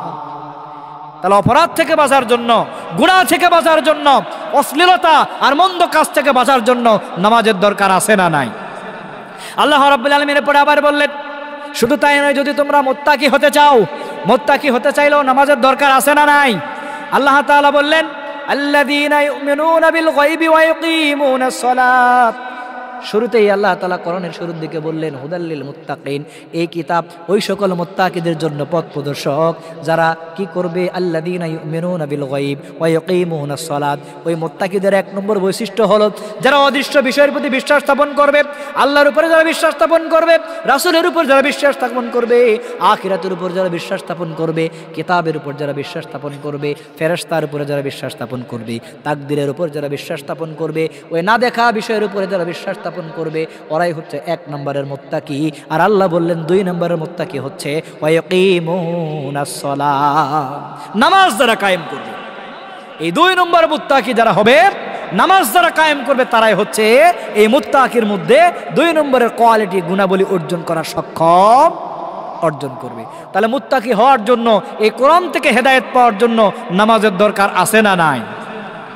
শুধু তাই নয়, রব্বুল আলামিন বলেন সফলতা যদি কেউ চায়, সফলতা পাওয়ার জন্য নামাজের দরকার আছে না নাই? আল্লাহ তাআলা বললেন قد أفلح المؤمنون الذين هم في صلاتهم خاشعون। আল্লাহু আকবার। আল্লাহ রাব্বুল আলামিন বললেন ওই সকল মুমিনরা সফল কাম হয়ে গেছে, হবে তা নয়, সফল কাম তারা হয়েই গেছে। কারা? যারা তাদের নামাজের সম্পর্কে অত্যন্ত বিনয়ানবত থাকে। তাহলে সফলতা লাভ করার জন্য নামাজের দরকার আছে না নাই? কিন্তু কপাল পোড়া মুসলমান জানি আমরা সবাই, মানি কয়জন? সমাজে যার দিকেই তাকাবেন দেখেন তো কোন লোকটা জানে না যে নামাজ পড়তে হবে, এটা জানে কি জানে না? কিন্তু নামাজ না আদায় করার কারণে ওই দিন জাহান্নামে নিক্ষিপ্ত হবে। আল্লাহ রাব্বুল আলামিন বলেন মা সালাকাকুম ফি সাকার, কেন তোমরা জাহান্নামে নিক্ষিপ্ত হয়েছো? কোন অপরাধে, কোন কারণে তোমাদেরকে জাহান্নামে আসতে হলো? এই প্রশ্ন যেদিন করা হবে, এক নম্বরে ওই জাহান্নামীরাই সেই দিন উত্তর প্রদান করবে ক্বালু লাম নাকু মিনাল মুসাল্লিন, দুনিয়ার জীবনে আমরা নামাজ আদায় করি নাই, মুসল্লি ছিলাম না, মসজিদের সাথে ভালো সম্পর্ক ছিল না, নামাজ কায়েমের আন্দোলন করি নাই, নামাজের সাথে সম্পর্ক না থাকার কারণে আজকে আমাদের ঠিকানা জাহান্নাম। জোরে বলেন নাউজুবিল্লাহ। অথচ আল্লাহ তাআলা বলে দিলেন ইমানদার হওয়ার জন্য নামাজের দরকার, মুত্তাকি হওয়ার জন্য নামাজের দরকার, সফলতার জন্য নামাজের দরকার, এরপরে আল্লাহর কাছে সাহায্য চাওয়ার জন্য নামাজের দরকার। এরপরে কি করবেন আপনারা? পাপ থেকে যখন, গুনাহ থেকে যখন বাঁচতে চাইবেন তখনও নামাজের দরকার আছে না নাই? জাহান্নাম থেকেও বাঁচার জন্য নামাজের দরকার। কিন্তু কপাল পোড়া মুসলমান সব আমরা বুঝি, নামাজের কাছে আমরা দাঁড়াতে চাই না। মসজিদের সাথে আমাদের সম্পর্ক ভালো হয় না, নামাজ আমরা আদায় করতে চাই না, নামাজের সাথে দাঁড়াতে চাই না। বরং আমরা কি করি? দুনিয়ায় যারা নামাজ কায়েম করতে চায়, নামাজের আন্দোলন যারা করে, ইকামতের দিনের আন্দোলনে নামাজকে রাষ্ট্রীয়ভাবে প্রতিষ্ঠিত করার জন্য যারা কাজ করে, ঘুরিয়ে ফিরিয়ে ওই নামাজীদের বিরুদ্ধে অবস্থান নিয়ে তাদের উপরে জুলুম আর নির্যাতন চালায়, ঠিক কিনা? অথচ আল্লাহ রাব্বুল আলামিন বলেন, কেউ যদি রাষ্ট্রীয় ক্ষমতায় থাকে, পারিবারিক ক্ষমতায়, সামাজিক ক্ষমতায়, জীবনের যে কোনো ক্ষেত্রে যেখানেই কেউ যদি কর্তৃত্বের অধিকারী হয়, নেতৃত্ব যদি কারোর হাতে থাকে, ক্ষমতা যদি কারোর হাতে থাকে, মেম্বার হোক, চেয়ারম্যান হোক, এমপি হোক, মন্ত্রী হোক, আর পরিবারের প্রধান হোক, শিক্ষা প্রতিষ্ঠানের প্রধান হোক, ব্যবসা প্রতিষ্ঠানের প্রধান হোক, যে জায়গায় যে কর্তৃত্বশীল, আল্লাহ বলেন ওই কর্তৃত্বশীলের প্রধান দায়িত্ব হচ্ছে 4টা। জোরে বলেন কয়টা? আল্লাহ তাআলা বললেন ক্ষমতায় যারা থাকবে, কর্তৃত্বে যারা থাকবে, নেতৃত্বে যারা থাকবে, তাদের প্রধান দায়িত্ব হচ্ছে 4টা। সূরা আল হজ 41 নম্বর আয়াত আল্লাহ তাআলা সুন্দর করে বললেন, আল্লাযীনা ইম্মাক্কান্নাহুম ফিল আরদ আকামুস সালাত ওয়া আতাউজ যাকাত ওয়া আমারু বিল মারুফ ওয়া নাহাউ আনিল মুনকার। জোরে বলেন আল্লাহু আকবার। আল্লাহ বলেন নেতৃত্বে যদি কেউ থাকে, কর্তৃত্বে যদি কেউ থাকে, ক্ষমতায় যদি কেউ থাকে, পরিবারে হোক, সমাজে হোক, রাষ্ট্রে হোক, প্রতিষ্ঠানে হোক, ব্যবসায় হোক, চাকরিতে হোক, যে যেখানে কর্তৃত্ব থাকবে, ওই লোকটার মৌলিক কাজ হবে 4টা। তার 1 নম্বরের কাজ হচ্ছে তার অধস্তন যত লোকজন থাকবে সবাইকে এই নামাজের মধ্যে অন্তর্ভুক্ত করতে হবে। ঘোষণা কার? তাহলে আল্লাহর ঘোষণা হচ্ছে ক্ষমতা যদি থাকে, নেতৃত্ব যদি থাকে, আপনার কর্তৃত্ব যদি থাকে, তাহলে নামাজটার ব্যবস্থা করতে হবে, নামাজ কায়েম করতে হবে। আর আমরা করি তার উল্টা। ক্ষমতায় যারা থাকি, নেতৃত্ব যারা আছে, পাওয়ার যারা আছে, ক্ষমতায় যায় আর নামাজীদের বিরুদ্ধে মামলা দিয়ে দেয়। বলেন ঠিক কিনা? নামাজীদের নামে মামলা দেয়, নামাজীদেরকে জেলখানায় দেয়, নামাজীদেরকে রিমান্ডে নেয়, আয়না ঘরের নির্যাতন করে আর ফাঁসির কাষ্ঠের নির্যাতন করে। আছে না নাই? অথচ আল্লাহ তাআলা বললেন ওই জাহান্নামে নিক্ষিপ্ত হবে তার 1 নম্বরের কারণই হচ্ছে লাম নাকু মিনাল মুসাল্লিন। নামাজি ছিলাম না, নামাজিদের সাথে ছিলাম না, নামাজ কায়েমের আন্দোলন করি নাই, যার কারণে আজকে ঠিকানা হয়েছে কোথায়? আরে নামাজ পড়তে হবে জামাতের সাথে। কিসের সাথে? এই নামাজ পড়তে হবে জামাতের সাথে। আল্লাহ রাসূলের সাহাবী আব্দুল্লাহ আনসারী রাদিয়াল্লাহু তাআলা আনহু অত্যন্ত গরিব মানুষ, সম্পদ ছিল না বেশি, কিন্তু ঈমানটা অনেক মজবুত ছিল। আল্লাহ রাসূলের সাহাবী আব্দুল্লাহ আনসারী রাদিয়াল্লাহু তাআলা আনহু কি করতেন? হযরত আব্দুল্লাহ আনসারী রাদিয়াল্লাহু তাআলা আনহু কয়েকদিন ধরে কি করলেন? সবার শেষে মসজিদে আসলেন আর নামাজ শেষ করে সবার আগে সেখান থেকে চলে যেতে লাগলেন। সাহাবে কেরামরা আবু বকর, ওমর থেকে শুরু করে সিনিয়র সাহাবী যারা ছিলেন অনেকে এই বিষয়টা খেয়াল করলেন। আব্দুল্লাহ আনসারী রাদিয়াল্লাহু তাআলা আনহু মসজিদে সবার শেষে আসে আর সবার আগে চলে যায়। নামাজের প্রতি কি আব্দুল্লাহর গুরুত্ব কি কমে গেল? আব্দুল্লাহ কি মুনাফিকের কাতারে চলে গেল? সাহাবায়ে কেরামরা এই কথা চিন্তা করার পরে, বিষয়টা পরিলক্ষণ করার পরে, উপলব্ধি করার পরে বিশ্বনবী সাল্লাল্লাহু আলাইহি ওয়াসাল্লামের কাছে গিয়ে বিচার দিলেন, নালিশ করলেন। বিশ্বনবীকে তারা অবগত করলেন। আল্লাহর নবী সাল্লাল্লাহু আলাইহি ওয়াসাল্লাম, ইয়া রাসূলুল্লাহ, ইয়া হাবিবাল্লাহ, আপনার সাহাবী আব্দুল্লাহ আনসারী রাদিয়াল্লাহু তাআলা আনহু কয়েকদিন ধরে আমরা খেয়াল করেছি সবার শেষে মসজিদে আসে, নামাজের পরে সবার আগে আবার মসজিদ থেকে চলে যায়। আব্দুল্লাহ আনসারী কি নামাজের প্রতি গুরুত্ব কমায় দিল? মুনাফিকের কাতায় কি চলে গেল? আব্দুল্লাহর কি সমস্যা আমরা আপনার মাধ্যমে জানতে চাই। বিশ্ব নবীর কাছে যখন সাহাবীরা এই প্রশ্ন করলেন, জিজ্ঞাসা করলেন, তাদের উপলব্ধি আর তাদের খেয়াল করা এই বিষয়টা বিশ্ব নবীর কাছে যখন পৌঁছিয়ে দিলেন, আব্দুল্লাহ আনসারীর এই সমস্যা যখন বিশ্ব নবীর কাছে তুলে ধরা হলো, বিশ্ব নবী আবু বকর, ওমর সহ কয়েকজন সাহাবীকে সাথে করে নিয়ে আব্দুল্লাহ আনসারী রাদিয়াল্লাহু তাআলা আনহুর বাড়ির দিকে চলে গেলেন। দরজায় গিয়ে করাঘাত করলেন, নক করলেন, আব্দুল্লাহ আনসারীর নাম ধরে ডাক দিলেন। 1 বার 2 বার 3 বার করে ডাকা হয়, কিন্তু আব্দুল্লাহ আনসারী বাড়ির থেকে বের হতে পারেন না। কিছুক্ষণ পরে আব্দুল্লাহ আনসারী রাদিয়াল্লাহু তাআলা আনহু বাড়ির থেকে বের হয়ে দরজার সামনে এসে রাসূল সাল্লাল্লাহু আলাইহি ওয়াসাল্লামের কাছে সালাম দিয়ে জিজ্ঞেস করছেন, ইয়া রাসূলুল্লাহ, ইয়া হাবিবাল্লাহ, আমাকে ক্ষমা করে দিবেন, আমি আন্তরিকভাবে দুঃখিত। আপনি কয়েকবার আমাকে ডেকেছেন, কিন্তু আমার বিপদগ্রস্ত অবস্থায় থাকার কারণে, সমস্যায় থাকার কারণে, ঝামেলায় থাকার কারণে আপনার ডাকের সঠিকভাবে আমি সাড়া দিতে পারি নাই। ইয়া রাসূলুল্লাহ, ইয়া হাবিবাল্লাহ, আমি শুরুতেই আপনার কাছে আন্তরিকভাবে দুঃখিত, ক্ষমা চেয়ে নিচ্ছি। আল্লাহ রাসূল সাল্লাল্লাহু আলাইহি ওয়াসাল্লাম বললেন, ইয়া আব্দুল্লাহ আনসারী রাদিয়াল্লাহু তাআলা আনহু, তুমি এই দুঃখ পরে প্রকাশ করো, আমি আগে তোমাকে যেই প্রশ্ন করি সেই প্রশ্নের তুমি উত্তর দাও। আমার সাহাবীরা বেশ কয়েকজন লক্ষ্য করে দেখেছে, গত কয়েকদিন ধরে তুমি মসজিদে সবার শেষে যাও, আর সালাত শেষ হওয়ার সাথে সাথে সবার আগে তুমি বাড়িতে চলে আসো। আব্দুল্লাহ, তোমার কি নামাজের প্রতি গুরুত্ব কমে গেল? তুমি কি মুনাফিকদের মধ্যে অন্তর্ভুক্ত হয়ে গেলে, নাকি তোমার অন্য কোনো সমস্যা? তুমি আগে সেই সমস্যার কথাটা আমাদেরকে জানাও।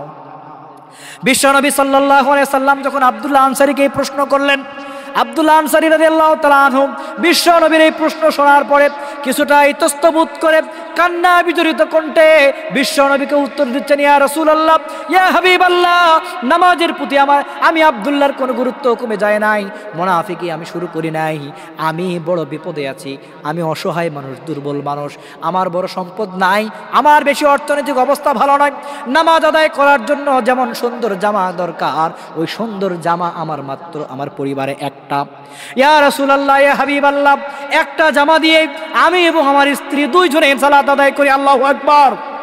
হযরত আব্দুল্লাহ আনসারী রাদিয়াল্লাহু তাআলা আনহু বললেন, ইয়া রাসূলুল্লাহ, ইয়া হাবিবাল্লাহ, নামাজের প্রতি আমার গুরুত্ব কমে যায় নাই, নামাজকে আমি অবহেলার কাতারে নেই নাই, কিন্তু যেই জামা দিয়ে আমরা নামাজ আদায় করি, আমার পরিবারে ওই একটা জামা যেটা দিয়ে নামাজ আদায় করার মতো পরিবেশ আছে, ওই একটা জামা দিয়ে গায়ের মধ্যে জড়িয়ে সবার শেষে মসজিদের মধ্যে গিয়ে দাঁড়াই, সালাত আদায় করি। সালাত শেষ হওয়ার সাথে সাথে মসজিদে আর অবস্থান না করে যত দ্রুত পারি ওখান থেকে ফিরে এসে আমি আমার বাড়িতে প্রবেশ করি।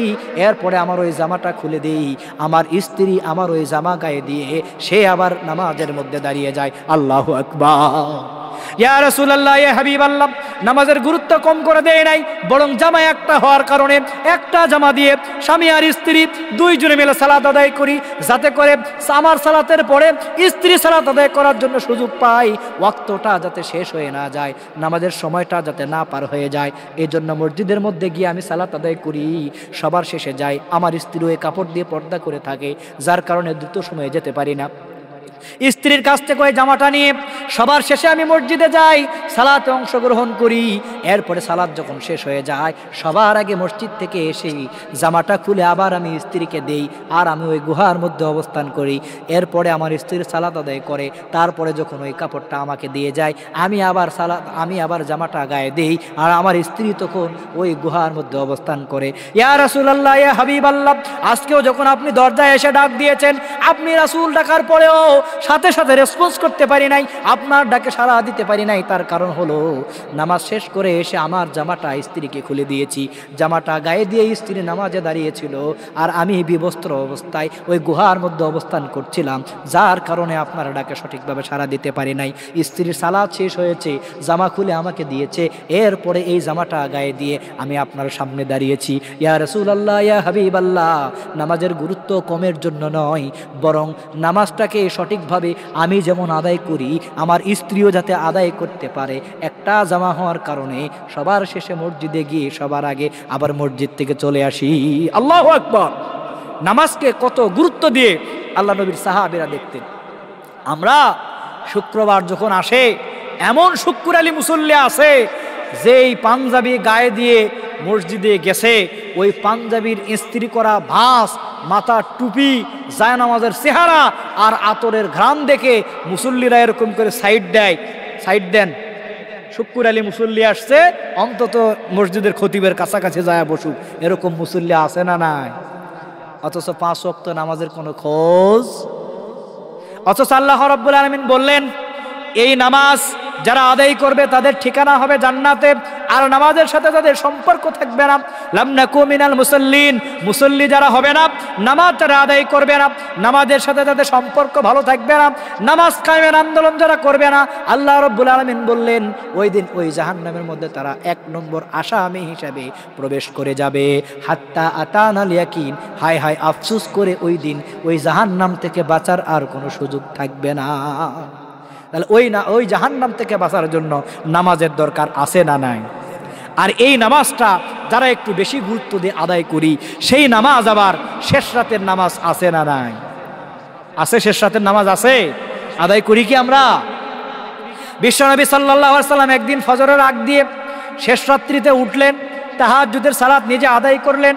এরপরে চিন্তা করলেন একটু জনপদের মধ্যে হেঁটে হেঁটে দূরত্বে রাস্তা অতিক্রম করে মসজিদের মধ্যে যেতে চাই, আমার কয়েকজন সাহাবীর বাড়ির পাশ দিয়ে যাব, সাহাবীরা এই শেষ রাতে উঠেছে কিনা, নামাজে দাঁড়িয়েছে কিনা, আল্লাহর সাথে কার সম্পর্ক কেমন, আমি একটু দেখে দেখে মসজিদের দিকে যেতে চাই। বিশ্বনবী সাল্লাল্লাহু আলাইহি ওয়াসাল্লাম গভীর রজনীতে শেষ রাত্রিবেলা উঠে নিজে তাহাজ্জুদের সালাত আদায় করলেন। এরপরে হাঁটি হাঁটি পা পা করে বিভিন্ন সাহাবীদের বাড়ির সামনে দিয়ে মসজিদের দিকে রওনা দিলেন। বিশ্বনবী সাল্লাল্লাহু আলাইহি সাল্লাম আবু বকরের বাড়ির পাশ দিয়ে যখন গেলেন, আবু বকরের বাড়ির পাশ দিয়ে যাওয়ার সময় বিশ্বনবী খেয়াল করে দেখলেন আবু বকর শেষ রাত্রিতে উঠেছে, পবিত্রতা অর্জন করেছে। এরপরে যায় নামাজে দাঁড়িয়ে আল্লাহর দরবারে নামাজে দাঁড়িয়েছে, গুনগুন গুনগুন গুনগুন করে আল্লাহর সামনে দাঁড়িয়ে কোরআনের তেলাওয়াত করছে। বলেন আল্লাহু আকবার। অত্যন্ত ধীরে ধীরে আস্তে আস্তে সুমধুর কণ্ঠে গুনগুন গুনগুন করে আবু বকর নামাজে দাঁড়িয়ে কোরআনের তিলাওয়াত করছে। বিশ্বনবী সাল্লাল্লাহু আলাইহি সাল্লাম বাহির থেকে বিষয়টি খেয়াল করলেন, লক্ষ্য করলেন, অন্তরের মধ্যে আনন্দ অনুভব করলেন, আমার আবু বকর শেষ রাত্রিতে উঠেছে, তাহাজ্জুদের সালাত আদায় করছে, আল্লাহর সামনে দাঁড়িয়েছে, মহাগ্রন্থ আল কোরআনুল কারীম থেকে গুনগুন গুনগুন করে আস্তে আস্তে ধীরে ধীরে তিলাওয়াত করে রবের সাথে সম্পর্ক বাড়িয়ে নিচ্ছে। দৃশ্যটি দেখার পরে, উপলব্ধি করার পরে বিশ্বনবী তার অন্তরের মধ্যে সুখ অনুভব করলেন, শান্তি অনুভব করলেন, আবু বকরের প্রতি খুশি হয়ে গেলেন। এরপরে হাঁটতে হাঁটতে বিশ্বনবী ওমরের বাড়ির পাশ দিয়ে যাচ্ছিলেন। হযরত ওমর ফারুক রাদিয়াল্লাহু তাআলা আনহুর বাড়ির সামনে যখন বিশ্বনবী গেলেন, যাওয়ার সাথে সাথে বিশ্বনবী দেখলেন বাড়ির কাছাকাছি পৌঁছার আগেই তিনি বিশ্বনবী ওমর রাদিয়াল্লাহু তাআলা আনহুর কণ্ঠটা শুনতে পাচ্ছেন। বলেন আল্লাহু আকবার। বিশ্বনবী আবু বকরের বাড়ি যখন ক্রস করছিলেন, দূর থেকে আওয়াজ শুনতে পান নাই, বাড়ির কাছাকাছি জানালার কাছে যখন দাঁড়িয়েছেন, গুনগুন গুনগুন করে কোরআনের আওয়াজ শুনতে পেয়েছেন, নামাজের আওয়াজ শুনতে পেয়েছেন। আর ওমরের বাড়ির পাশ দিয়ে যখন যাচ্ছেন, বাড়ির কাছাকাছি যাওয়ার আগেই একটু দূর থেকেই ওমরের উচ্চ কণ্ঠের চিৎকার করে জোরে জোরে আল্লাহর কোরআনের তিলাওয়াত শোনা যায়। বলেন আল্লাহু আকবার। বিশ্বনবী আবু বকর এবং ওমর দুইজন সাহাবীর কোরআন তেলাওয়াতের নামাজের কথাগুলো শুনলেন, দেখলেন। এরপরে বিশ্বনবী মসজিদের দিকে চলে গেলেন, সালাতুল ফজর আদায় করলেন। সালাম ফেরানোর পরে বিশ্বনবী ঘুরে বসলেন, আবু বকর আর ওমরকে বললেন, আবু বকর, ওমর, তোমরা একটু কিছুক্ষণ বসো, তোমাদের সাথে আমার একটি আলাপ আছে। বিশ্বনবী আবু বকর ওমরকে সাথে করে নিয়ে জিজ্ঞেস করলেন, আবু বকর, আমি নামাজে আসার সময় তোমার বাড়ির সামনে দিয়ে এসেছি, আমি যখন আসলাম খেয়াল করে দেখলাম ওই গভীর রজনীতে শেষ রাত্রিতে তুমি যায় নামাজে দাঁড়িয়েছ, আল্লাহর সামনে নামাজের মধ্যে দাঁড়িয়ে গুনগুন গুনগুন করে আস্তে আস্তে কোরআনের সুমধুর বাণীগুলো তিলাওয়াত করছিলেন। আবু বকর, আমি তোমার কাছে জানতে চাই, ওই শেষ রজনীতে আল্লাহর সামনে দাঁড়িয়ে নামাজের মধ্যে দাঁড়িয়ে কেন তুমি আস্তে আস্তে তিলাওয়াত করছিলে, গুনগুন গুনগুন করে ধীরে ধীরে কেন তিলাওয়াত করেছ, জোরে কেন তিলাওয়াত করনি, আমি তোমার কাছে সেটা জানতে চাই। ওমর ফারুক রাদিয়াল্লাহু তাআলা আনহুকে বিশ্বনবী ডাক দিয়ে বললেন, এ ওমর, আমি যখন তোমার বাড়ির সামনে দিয়ে আসছিলাম, আমি লক্ষ্য করে দেখলাম তোমার বাড়ির কাছাকাছি জানালার কাছে আর দরজার কাছে যাওয়ার আগে আমি টের পেলাম অনেক জোরে জোরে চিৎকার করে করে অত্যন্ত সুমধুর কণ্ঠে, শক্তিশালী কণ্ঠে আল্লাহর সামনে নামাজে দাঁড়িয়ে গিয়ে চিৎকার করে করে তুমি কোরআনের বাণীগুলো তিলাওয়াত করছিলে। আবু বকর, ওমর, তোমার কাছে আমি জানতে চাই, তুমি কেন কোরআনের বাণীকে অত্যন্ত জোরে জোরে তিলাওয়াত করে সালাত আদায় করছিলে? আবু বকর, তোমার কাছে জানতে চাই, তুমি কেন আস্তে আস্তে গুনগুন করে তিলাওয়াত করছিলেন? জোরে সরে বলেন তো, কারণ আছে না? না। বিশ্বনবী সাল্লাল্লাহু আলাইহি সাল্লাম আবু বকর এবং ওমর দুইজনকে যখন প্রশ্ন করলেন, হযরত আবু বকর সিদ্দিক রাদিয়াল্লাহু তাআলা আনহু উত্তর দিলেন, ইয়া রাসূলুল্লাহ, ইয়া হাবিবাল্লাহ, বিশ্বনবী সাল্লাল্লাহু আলাইহি সাল্লাম, আমি যখন সালাতে দাঁড়িয়েছিলাম শেষ রজনীতে, আমার কাছে মনে হয়েছিল আমি হয়তো শেষ রাত্রিতে উঠেছি, নামাজে দাঁড়িয়েছি, কোরআনের তিলাওয়াত করব, কিন্তু এই সময়টাতে জনপদের অধিকাংশ মানুষ ঘুমিয়ে আছে। আমার কাছে মনে হয়েছে আমি যদি জোরে জোরে আওয়াজ করে কোরআন তিলাওয়াত করি, নামাজের মধ্যে যদি অত্যন্ত জোরে চিৎকার করে আমি তিলাওয়াত করি, আল্লাহর সাথে কথা বলা কথাগুলো আমি যদি জোরে জোরে উচ্চারণ করে পড়তে থাকি, যারা এই শেষ রজনীতে ঘুমের মধ্যে ব্যস্ত আছে, যারা এখনো উঠতে পারে নাই, যেই লোকগুলো আল্লাহর নিয়ামতে ঘুমের মধ্যে আছে, ওই লোকগুলোর ঘুম ভেঙে যেতে পারে, তাদের ঘুমের ব্যাঘাত ঘটতে পারে, বিশ্রামের ব্যাঘাত ঘটতে পারে। আমি আবু বকর এই কথা চিন্তা করে আমি আল্লাহর সামনে দাঁড়িয়ে নামাজের মধ্যে গুনগুন গুনগুন করে আস্তে আস্তে কোরআন তেলাওয়াত করেছি। তার কারণ আস্তে পড়লেও যেই আল্লাহ শোনে, জোরে পড়লেও ওই আল্লাহই শোনে, কি শোনে না? আবু বকর রাদিয়াল্লাহু তাআলা আনহু যখন এই উত্তর দিলেন, বিশ্বনবী সাল্লাল্লাহু আলাইহি সাল্লাম এরপর ওমরের দিকে আবার ইশারা করে বললেন, ওমর ফারুক রাদিয়াল্লাহু তাআলা আনহু তুমি বলো। আবু বকর তো মানুষের ঘুমের যাতে ব্যাঘাত না ঘটে যায়, ঘুম থেকে উঠে পবিত্র হয়ে আল্লাহ রাব্বুল আলামিনের সামনে নামাজে দাঁড়িয়ে গিয়ে তারাও যত এই কোরআনের তেলাওয়াত করতে পারে। আর আবু বকর রাদিয়াল্লাহু তাআলা উত্তর দিল, আমি আস্তে আস্তে তেলাওয়াত করেছি, তার কারণ হলো আমি চাই যারা ঘুমের নিয়ামতের মধ্যে আছে ওই লোকগুলোর ঘুমে যাতে ব্যাঘাত না ঘটে। আমি আল্লাহর কাছে গুনগুন গুনগুন করে পড়ব, কারণ জোরে পড়লেও যে আল্লাহ শোনে, আস্তে পড়লেও ওই একই আল্লাহ শোনে। বলেন ঠিক কিনা? তাইলে শেষ রজনীতে আমাদের নামাজের দরকার আছে না নাই? নামাজের দরকার আছে না নাই? শেষ রাত্রিতে এই কোরআনুল কারীমের তিলাওয়াতের দরকার আছে না নাই? আল্লাহ রাব্বুল আলামিন এই জন্যই বললেন, এই নামাজের সাথে যাদের সম্পর্ক থাকবে তাদের ঠিকানা হবে জান্নাত, আর নামাজের সাথে যাদের সম্পর্ক থাকবে না ওদের ঠিকানা হবে জাহান্নাম। ওই দিন জাহান্নামে নিয়োজিত ব্যক্তিদেরকে, জাহান্নামে নিক্ষিপ্ত ব্যক্তিদেরকে যখন প্রশ্ন করা হবে, মা সালাকাকুম ফি সাকার, কেন জাহান্নামের মধ্যে নিক্ষিপ্ত হয়েছ? অপরাধ কি তোমাদের? দুনিয়ায় তো একসাথে চলতাম, একই ব্যবসা প্রতিষ্ঠানে চাকরি করতাম, একই প্রতিষ্ঠানে পড়ালেখা করেছি, একই গ্রামে বসবাস করতাম, আজকে আমরা জান্নাতের নিয়ামতের মধ্যে আছি। মা সালাকাকুম ফি সাকার, কোন অপরাধে আর কোন কারণে তোমরা জাহান্নামের মধ্যে নিক্ষিপ্ত হয়েছ? এই প্রশ্ন করার সাথে সাথে জাহান্নামীরা আত্মসমর্পণ করে হাতটা উঁচু করে দিয়ে মাথা নিচু করে ওই দিন প্রথম উত্তর দিবে, ক্বালু লাম নাকু মিনাল মুসাল্লিন, দুনিয়ার জীবনে আমরা নামাজি ছিলাম না, নামাজ আদায় করি নাই, নামাজের আন্দোলন করি নাই, নামাজটাকে কায়েম করার চেষ্টা করি নাই, বরং উল্টো নামাজীদের বিরোধিতা করেছি। নামাজ যারা কায়েম করতে চেয়েছে ওদের সাথে তো চলতামই না, নামাজকে যারা বন্ধ করতে চেয়েছে, মসজিদে যারা তালা লাগাতো তাদের সাথে আমরা সহযোগিতা করতাম। বলেন নাউজুবিল্লাহ। ওই দিন কি আর জাহান্নাম থেকে বাঁচার সুযোগ আছে? এক নম্বর কারণ, জাহান্নামে যাওয়ার এক নম্বর কারণ আমরা নামাজি ছিলাম না, এই কারণে ঠিকানা হয়েছে কোথায়? দুই নম্বরে, আমরা কুনুতুল মিসকিন, আমাদের সামর্থ্য ছিল, আমাদের অর্থ ছিল, আমাদের সুযোগ ছিল, আমাদের সম্পদ ছিল, কিন্তু আমরা অসহায় যারা ছিল, মিসকিন যারা ছিল, দুর্বল যারা ছিল, আমাদের আত্মীয়দের মধ্যে যারা দুর্বল ছিল, প্রতিবেশীর মধ্যে যারা দুর্বল ছিল, নিকটাত্মীয় রক্তের সম্পর্কের মধ্যে যারা মিসকিন ছিল, অসহায় ছিল, আমাদের সামর্থ্য থাকার পরেও ওই লোকগুলোর খাবারের ব্যবস্থা গ্রহণ করি নাই, চিকিৎসার ব্যবস্থা গ্রহণ করি নাই, ওদেরকে শিক্ষার ব্যবস্থা গ্রহণ করি নাই, ওদেরকে সঠিকভাবে সহযোগিতা না করার কারণে আজকে আমাদের ঠিকানা হয়েছে জাহান্নাম। ওয়ালাম নাকু নুতিমুল মিসকিন, আমার 5 তালকা বাড়ি ছিল, আমার 10 বিঘার জমি ছিল, আলু লাগাতাম, সরিষা লাগাতাম, ধান লাগাতাম, গম লাগাতাম, ভুট্টা লাগাতাম, আমার চাকুরি ছিল, আমার ব্যবসা ছিল, আমার সম্পদ ছিল, কিন্তু আমার নিকটাত্মীয় রক্তের সম্পর্কের লোক, আমার প্রতিবেশী, এর মধ্যে যারা অসহায় ছিল, মিসকিন ছিল, দরিদ্র ছিল, যারা দুবেলা দুমুঠু খাইতে পারত না, যারা অসুস্থ হলে চিকিৎসা করতে পারত না, যারা তাদের সন্তানকে শিক্ষিত করার জন্য পরিবেশ পায় নাই, সামর্থ্য থাকার পরেও ওই লোকগুলোকে আমরা সহযোগিতা করতে পারি নাই, তার কারণে আমাদের ঠিকানা হয়েছে কোথায়? তাহলে আমার কথা বুঝতে কি কষ্ট হচ্ছে? শোনেন, কথা বোঝাও কিন্তু একটা অন্যতম জিনিস। আমি ছোট্ট একটা উদাহরণ যদি দেই, শুনতে হয়তো মজার মনে হতে পারে, কিন্তু আসলে বোঝানোর জন্য বলছি। বলুন তো, আমরা বগুড়ার মানুষ যে ভাষায় কথা বলি, নোয়াখালীর মানুষ কি এরকম ভাষায় কথা বলে? বরিশালের মানুষ, ঢাকার মানুষ, এক একজন মানুষ এক একভাবে কথা বলে। বাংলাদেশ এই গবেষকরা বলছেন প্রত্যেক 5 থেকে 7 কিলোমিটার পর পরেই এই ভৌগোলিকভাবে আমাদের ভাষার একটা পরিবর্তন আসে না নাই? 5-7 কিলোমিটার পরেই দেখবেন যে 5 কিলোমিটার পার হয়ে যাবেন, ওইখানে গিয়ে একটা শব্দ যেভাবে বলবে, আপনার এখানে আপনি যেভাবে বলি, ওইখানকার শব্দ আর এখানকার শব্দের মধ্যে একটা পার্থক্য আসে না নাই? আমরা আমাদের এই এলাকায় বিবাহ করার পরে নিজের ওয়াইফের স্ত্রীর ভাইকে আমরা বলি শালা, বলি না? ঢাকায় যান, ঢাকার লোকেরা বাপেকেও বলো শালা, বেটাকেও বলো শালা, বলে না? আব্বে হালা বলে কি বলে না? তাহলে ভাষার কম বেশি আছে না নাই? উত্তরবঙ্গের একটা লোক, গল্প বলতেছি, কেউ আবার এটা কোরআন হাদিসের কথা মনে করেন না। উত্তরবঙ্গের একটা লোক মনে করেন নোয়াখালীর দিকে গেছে। এখন নোয়াখালীর লোকেরা পানিকে বলে হানি, কি বলে, মানে প যখনই আসে তখনই তারা হ বলে।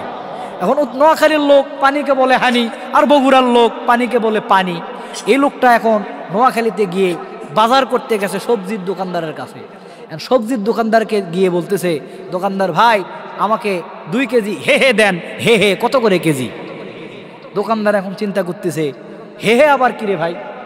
দোকানদার বলে, ভাই আমার দোকানে তো হে হে নাই। উত্তরবঙ্গের লোক বলতেছে, মস্করা করবেন না, ওই যে হে হে আমি দেখতে পাচ্ছি, দ্রুত বলেন হে হে কত করে কেজি, আর আমাকে 2 কেজি হে হে দেন। দোকানদার তো বিপদে পড়ে গেছে আস্থা তাকে, ভাই আমার দোকানে কোনো হে হে নাই, তবে আপনি যেহেতু বারবার বলছেন কোনটা আপনার কাছে হে হে মনে হচ্ছে, এতবার না বলে লাগে আপনি ফিরিয়ে নিয়ে যান, তাও আমাকে বিব্রত করবেন না, আসলে অসুবিধা আছে না নাই?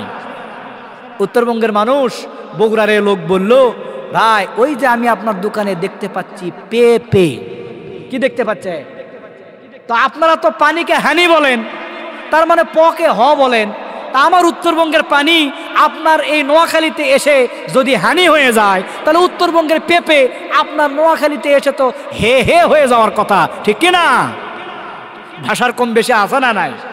এই জন্য উনি এখন বলতেছে, আমাকে 2 কেজি হে হে দাও, হে হে কত করে কেজি? আমার ভাইরা, আমার কথা বুঝতে তো আপনাদের সমস্যা হওয়ার কথা নয়, তার কারণ আপনারা উত্তরবঙ্গের মানুষ, আমিও উত্তরবঙ্গের মানুষ, এই বগুড়ার সন্তান আমিও, যারা আপনারা বসে আছেন আপনারাও এই বগুড়ার সন্তান, সুতরাং বুঝতে কিন্তু খুব বেশি অসুবিধা হওয়ার কথা নয়। আমি আপনাদেরকে এতক্ষণ ধরে বুঝালাম জাহান্নামে যাওয়ার 4টা অন্যতম কারণ। 1 নম্বর কারণ হচ্ছে নামাজ না আদায় করা, নামাজি না হওয়া, মুসল্লি না হওয়া, নামাজের সাথে সম্পর্ক না থাকা। 2 নম্বর কারণ, যাদের সামর্থ্য আছে, অর্থ আছে, চাকুরি আছে, ব্যবসা আছে, জমাজুমি আছে, দান সাদাকা করার মতো পরিস্থিতি আছে, এই সামর্থ্য থাকার পরেও যারা কি করে না, নিজেদের দুনিয়ার সবাইকে নয়, আত্মীয় স্বজন, প্রতিবেশী, নিকটজন, রক্তের সম্পর্ক যাদের সাথে সামর্থ্য থাকার পরেও এই তালিকার ভিতরে যারা অসহায়, মিসকিন, দুর্বল, খাইতে পারে না, খাবার পায় না, চিকিৎসা নাই, এই অসহায় দুর্বল মিসকিনদেরকে সামর্থ্য থাকার পরেও যারা সহযোগিতা করবে না, তাদের ঠিকানা কোথায়? কয়টা গেল? আমি আর সময় বেশি কালক্ষেপণ করব না, বাকি 2টা পয়েন্ট বলেই আমরা শেষ দিকে চলে যাব ইনশাআল্লাহ। ওই জাহান্নামে নিক্ষিপ্ত ব্যক্তিদের যখন 3 নম্বর প্রশ্ন করা হবে, প্রশ্ন করার পরে 3 নম্বরে তারা উত্তর দিবে, ওয়াকুন্না নাকুদু মাল খায়দিন। জাহান্নামে আসার আমাদের 3 নম্বর কারণ হচ্ছে, দুনিয়ার জীবনে আমরাও একটা অপরাধ করেছিলাম, সেটা হলো এই কোরআনের বিরোধিতা যারা করেছে, ইসলামের যারা বিরোধিতা করেছে, সত্যের বিরুদ্ধে যারা অবস্থান নিয়েছিল, নবী রাসূলদের বিরুদ্ধে যারা অবস্থান নিয়েছিল, আলেম ওলামাদের বিরুদ্ধে যারা অবস্থান নিয়েছিল, ইমাম খতিবদের বিরুদ্ধে যারা অবস্থান নিয়েছিল, ওয়াকুন্না নাকুদু মাল খায়দিন, আমরা কি করেছিলাম? ওই দিন ওই ইসলাম বিরোধীদের পক্ষে গিয়ে কোনো না কোনোভাবে আমরা সহযোগিতা করেছি। এর কারণে ঠিকানা কোথায়? বিষয়টা আবার খেয়াল করবেন, একটু পেঁয়াজ আছে। ওয়াকুন্না নাকুদু মাল খায়দিন, আমরা ইসলাম বিরোধী ছিলাম তা বলে নাই, বললো যে ইসলামের যারা বিরোধিতা করেছে, কোরআনের যারা বিরোধিতা করেছে, আলেমদের যারা বিরুদ্ধে ছিল, তাদেরকে আমরা সহযোগিতা করেছি।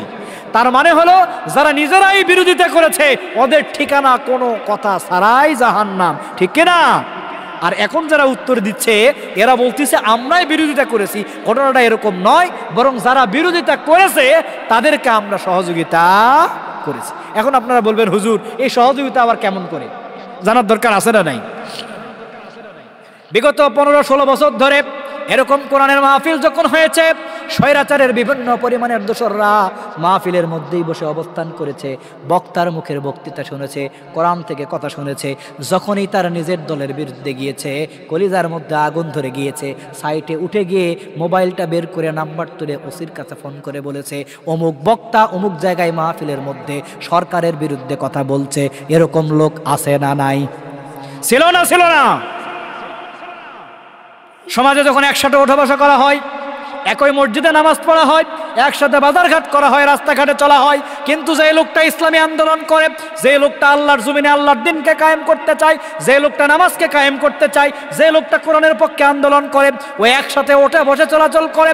আবার বিভিন্নভাবে যখন ওই লোক নারায়ে তাকবীর আল্লাহু আকবারের স্লোগান দিয়ে রাজপথে আল্লাহর পক্ষে কথা বলে, বিশ্ব নবীর পক্ষে যখন স্লোগান দেয়, একসাথে চলাচল করার পরেও মুনাফিকি করে বিকল্প কায়দায় নাম তালিকা করে থানায় পুলিশের কাছে মামলা দায়ের করে, আসে না না?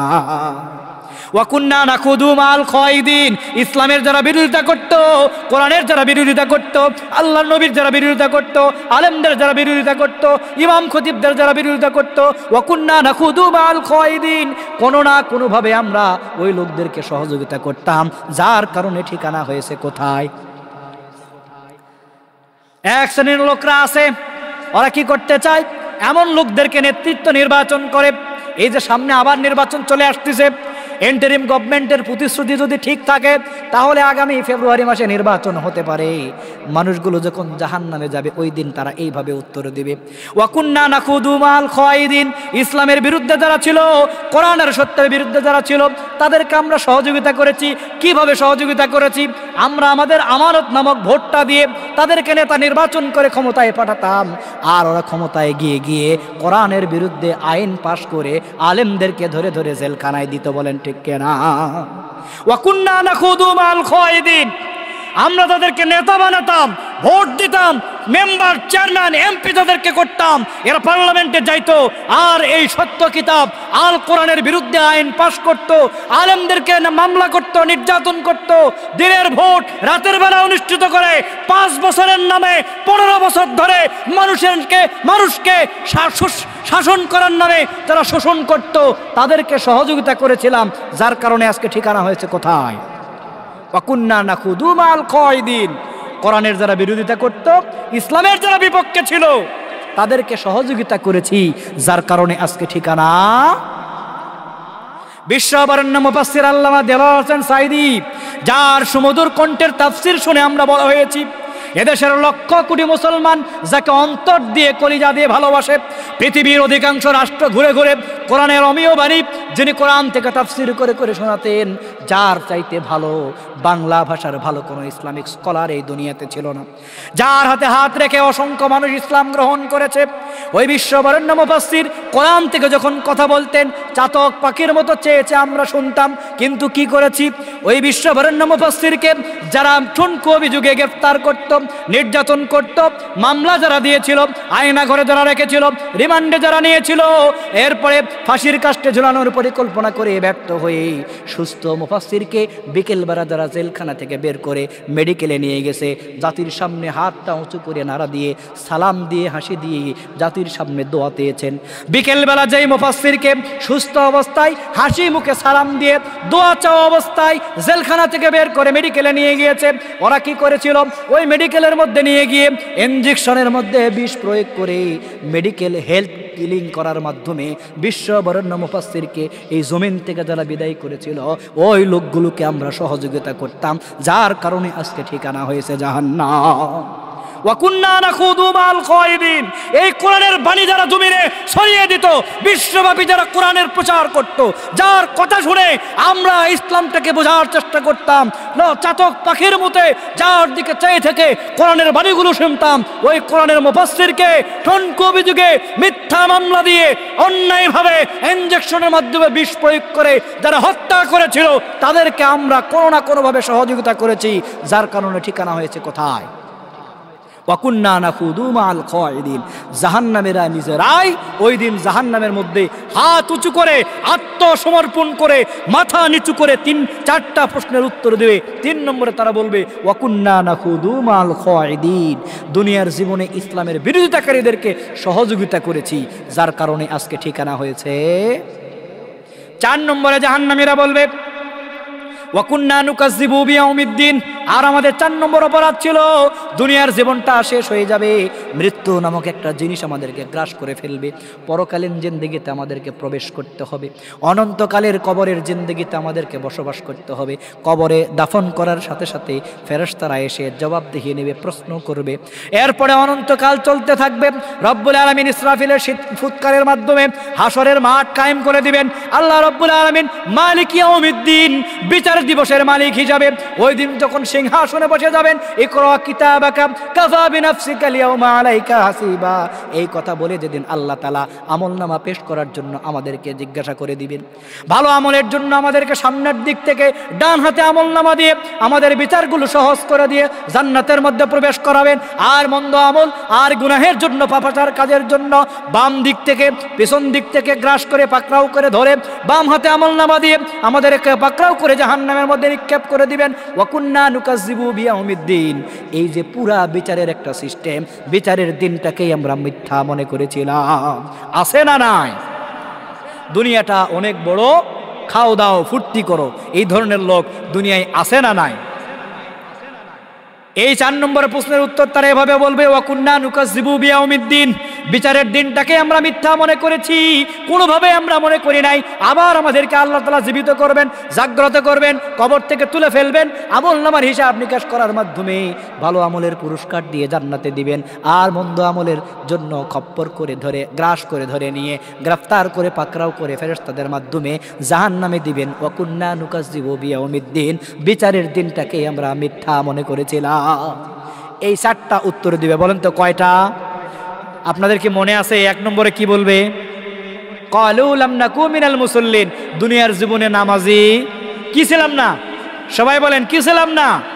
ওয়া লাম নাকু নুতইমুল মিসকিন, সামর্থ্য থাকার পরেও মিসকিনদের, অভাবীদেরকে সহযোগিতা করি নাই।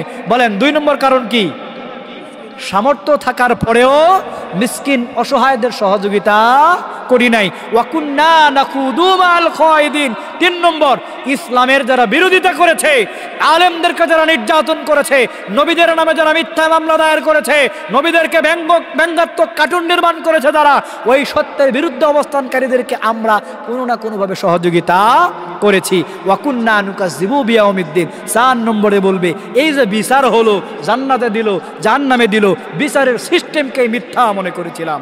4টা কথা বলার পরে বলবে হাত্তা আতানাল ইয়াকিন, হায় হায় আজ এসে আমরা ধরা, কি বলবে? হাত্তা আতানাল ইয়াকিন, হায় হায় আজ এসে আমরা ধরা খেয়েছি। ওই দিন ধরা খেয়েছি বলার পরে বাঁচার আর কোনো উপায় থাকবে? ওই জাহান্নামে কি অবস্থা ধারণ করবে? মাথার একেবারে কাছের দিকে সূর্যটা চলে আসবে হাসরের মাঠে, সূর্যের তাপে মাথার মগজগুলো টকবক টকবক করে গলতে থাকবে, জমিনটা তামা দিয়ে ঘেরে দেওয়া হবে, তামাটা এমন উত্তপ্ত করা হবে কেউ সেই দিন নিজের পাটা ওইটার উপরে, ওই জমিনের উপরে রাখতে পারবে না। পিতা যদি সন্তানকে সামনে পায়, সন্তানকে ধরে নিয়ে কাত করে ফেলে দিবে, ওই সন্তানের বুকের উপরে পাও দিয়ে পিতা নিজেকে বাঁচানোর মতো চেষ্টা করবে। মা যখন তার কন্যাকে পাবে, কন্যাকে ধরে নিয়ে শোয়ে দিয়ে মা তার বুকের উপরে পাও দিয়ে নিজেকে আশ্রয় নেওয়ার চেষ্টা করবে। সন্তানরা যখন পিতাকে দেখবে, জোর করে পিতাকে ধরে নিয়ে জমিনে ফালাই দিয়ে পিতার বুকের উপরে দাঁড়িয়ে নিজে একটু শান্তি অনুভব করার চেষ্টা করবে। কেউ কাউকে যেদিন চিনতে পারবে না, ইয়া নাফসি বলে ওই দিন চলতে থাকবে। ওই জাহান্নামের মধ্যে সবচাইতে কম যে লোকটাকে শাস্তি দেওয়া হবে, যে লোকটাকে সবচাইতে কম শাস্তি দেওয়া হবে, ওই লোকটার নাম হবে আবু তালিব। কি নাম? ওই লোকটার নাম হবে আবু তালিব, যিনি ছিলেন বিশ্বনবী সাল্লাল্লাহু আলাইহি সাল্লামের আপন চাচা। এই লোকটা ঈমান গ্রহণ করেন নাই, কিন্তু বিশ্বনবীর যেন কোনো ক্ষতি না হয়, বিশ্বনবীকে যাতে কেউ আক্রমণ করতে পারে, বিশ্বনবীর কাজে যাতে কেউ বাধা দিতে না পারে, মুহাম্মদ সাল্লাল্লাহু আলাইহি সাল্লামকে কেউ যাতে হত্যা করতে না পারে, এই জন্য সর্বদা নিজেকে সজাগ রেখে আবু তালিব নিজের দায়িত্ব পালন করেছেন, ডিউটি করেছেন, বিশ্বনবীকে হেফাজত করার জন্য চেষ্টা করেছেন। আল্লাহ রাব্বুল আলামিন বেইনসাফ করবেন না, ইনসাফ করে ওই দিন আবু তালেবের জন্য একটা সুপারিশনামা রেখেছেন, সেটা হলো আল্লাহর নবীকে আল্লাহকে ভালোবাসার কারণে ঈমান যেহেতু গ্রহণ করে নাই, ঈমান না থাকলে জাহান্নামে যাওয়ার কোনো, জান্নাতে যাওয়ার কোনো প্রশ্নই ওঠে না। ঈমান নাই কিন্তু বিশ্ব নবীকে ভালোবেসেছেন, আদর করেছেন, স্নেহ করেছেন, আগলে রাখার চেষ্টা করেছেন, যার কারণে আল্লাহ রব্বুল আলামিন ওই জাহান্নামে সব চাইতে কম যাকে শাস্তি দিবেন সেই ব্যক্তিটা হবে আবু তালিব। তাহলে বিশ্ব নবীকে ভালোবাসার দরকার আছে না নাই? এই আবু তালিবকে জাহান্নামের মধ্যে সবচাইতে কম শাস্তি দেওয়া হবে। সেই আবু তালিবকে কেমন শাস্তি দেওয়া হবে?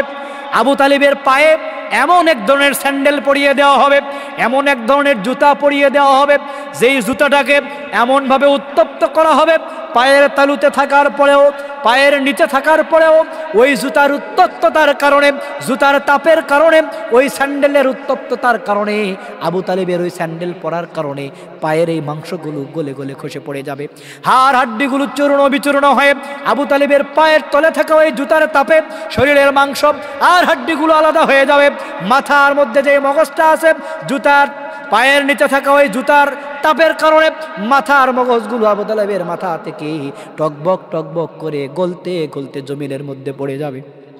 একবার চক্ষুটা বন্ধ করে দেখেন, নিজে একবার কল্পনা করেন, ওই কঠিন মুহূর্তে যদি আমাকে আপনাকে ওই জাহান্নামের মধ্যে আল্লাহ তাআলা নিক্ষেপ করেন, আমার আপনার মধ্যে যদি এই অপরাধগুলো থাকে, আমরা যদি নামাজ না আদায় করি, নামাজের সাথে যদি সম্পর্ক না থাকে, নামাজকে যদি কায়েম করার চেষ্টা না করি, নামাজের আন্দোলন যদি না করি, অসহায় অভুক্ত ওদেরকে সামর্থ্য থাকার পরেও যদি খাবারের ব্যবস্থা না করি, সহযোগিতা যদি না করি, ইসলামের যারা বিরোধিতা করে, কোরআনের যারা বিরোধিতা করে তাদের পক্ষে যদি সমর্থন দেই, আর যদি বিচারের জেনটাকেই যদি মিথ্যা মনে করি, এই অপরাধগুলো যদি করে থাকি, ওই দিন যদি আমাদেরকে জাহান্নামে যাওয়া লাগে, আর জাহান্নামের মধ্যে থাকার পরে সবচাইতে কম শাস্তি হিসাবে আবু তালিবের মতো শাস্তি যদি আমাদেরকে আল্লাহ তাআলা দেয়, পায়ের মধ্যে যদি একটা জুতা দেয়, আর ওই জুতার তাপে যদি শরীরের মাংস হাড্ডিগুলো ভেদ করে মাথার মগজগুলো যদি গলতে গলতে জমিনের মধ্যে পড়ে যায়, ওই দিন আমাদের কি চেহারা ধারণ হতে পারে?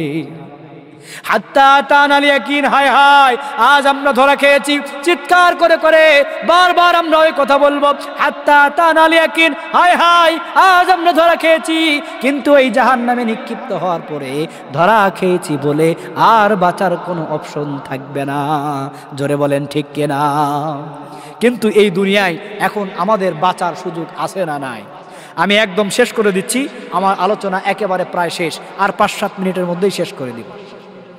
এই দুনিয়ায় আমরা এখন যারা বিপদে আছি, যারা বালা মুসিবতে আছি, ইসলামের সাথে যারা নাই অথবা কম বেশি জড়িয়ে আছি, এখন আমরা প্রচেষ্টা করলে ওই জাহান্নাম থেকে বাঁচার মতো সুযোগ আছে না নাই? সেটার থেকে বাঁচার জন্য কি দরকার? কি দরকার? এই কোরআন দিয়ে যদি আমাদের ব্যক্তি জীবন চলে, এই কোরআন দিয়ে যদি আমাদের পারিবারিক, সামাজিক, রাষ্ট্রীয় জীবনের সব কার্যক্রম যদি আমরা চালাতে পারি, তবেই ওই জাহান্নাম থেকে বেঁচে জান্নাতে যাওয়ার সুযোগ তৈরি হতে পারে। জোরে বলেন ঠিক কিনা? আল্লাহ রাব্বুল আলামিন বলেন, ইন্না আনসালনা ইলাইকাল কিতাবা বিল হক লিতাহকুমা বাইনান নাসি বিমা আরাকাল্লাহ। নবী হে, আমি আপনাকে একটা কিতাব দান করেছি সত্য সহকারে, যাতে করে ওই কিতাব দিয়ে আপনি মানুষের মধ্যে সব বিবাদমান বিষয়গুলো ফায়সালা করে দিতে পারেন। ফায়সালা হবে কি দিয়ে? সবাই বলেন, বিচার হবে কি দিয়ে? ঘোষণা কার? এখন কি বিচার কোরআন দিয়ে হয়? এই যে এখন আওয়াজ কমে গেল, কোরআন দিয়ে কি বিচার হয়? আল্লাহ বলেন, ইন্না আনসালনা ইলাইকাল কিতাবা বিল হক লিতাহকুমা বাইনান নাসি বিমা আরাকাল্লাহ। নবী হে, আপনাকে আমি কোরআন দিয়েছি সত্য সহকারে, লিতাহকুমা বাইনান নাসি বিমা আরাকাল্লাহ, যাতে করে রান্নাঘর থেকে শুরু করে রাষ্ট্রীয় ভবন পর্যন্ত, ব্যক্তি জীবন থেকে শুরু করে আন্তর্জাতিক জীবন পর্যন্ত, পরিবার থেকে শুরু করে পার্লামেন্ট পর্যন্ত, জীবনের সকল জায়গায় যত সমস্যা তৈরি হবে, যত মামলা তৈরি হবে, যত মোকদ্দমা তৈরি হবে, আর যত বিচার অনুষ্ঠিত হবে, সব কিছু যাতে আপনি কোরআন দিয়ে করতে পারেন, সেই জন্যই আমি এই কোরআনটা অবতরণ করেছি। কিন্তু এখন বিচার কোরআন দিয়ে ওয়ামান লাম ইয়াহকুম বিমা আনজালাল্লাহু ফাউলাইকা হুমুল কাফিরুন। যে আল্লাহ বললেন কোরআন দিয়ে বিচার করতে হবে, ওই আল্লাহ এবার বলছেন যারা কোরআন দিয়ে বিচার করে না, যারা কোরআন দিয়ে সমস্যার সমাধান করে না, যারা কোরআন দিয়ে ব্যক্তি জীবন চালায় না, যারা কোরআন দিয়ে পারিবারিক জীবন চালায় না, সামাজিক জীবন চালায় না, কোরআন দিয়ে যারা রাষ্ট্রীয় জীবন চালায় না, কোরআন দিয়ে যারা পার্লামেন্ট চালায় না, কোরআনের আইন দিয়ে দেশ চলুক এটা যারা চায় না, আল্লাহ বললেন ওয়ামান লাম ইয়াহকুম বিমা আনজালাল্লাহু ফাউলাইকা হুমুল কাফিরুন। নামাজ পড়তে পারে, রোজা করতে পারে, হজ করতে পারে, যাকাত দিতে পারতি, ছোটখাটো ইবাদতগুলো করতে পারে, কিন্তু কোরআনের আইন দিয়ে বিচার না করার কারণে, কোরআন দিয়ে পার্লামেন্ট না চালানোর কারণে, কোরআন দিয়ে দেশ না চালানোর কারণে, কোরআন দিয়ে ব্যক্তি থেকে আন্তর্জাতিক জীবন না চালানোর কারণে ওই লোকগুলাই হচ্ছে সব চাইতে বড় কাফের ঘোষণা কাফ। ওয়ামান লাম ইয়াহকুম বিমা আনজালাল্লাহু ফাউলাইকা হুমুজ জালিমুন। কোরআন দিয়ে যারা সমস্যার সমাধান করে না, কোরআন দিয়ে যারা বিচার করে না, কোরআনের বিচার কায়েম হোক এটা যারা চায় না, আল্লাহ রাব্বুল আলামিন বললেন ওরাই হচ্ছে দুনিয়ার সবচাইতে বড় জালেম। কাফের এবং জালিম বলে আল্লাহ তাআলা থামেন নাই।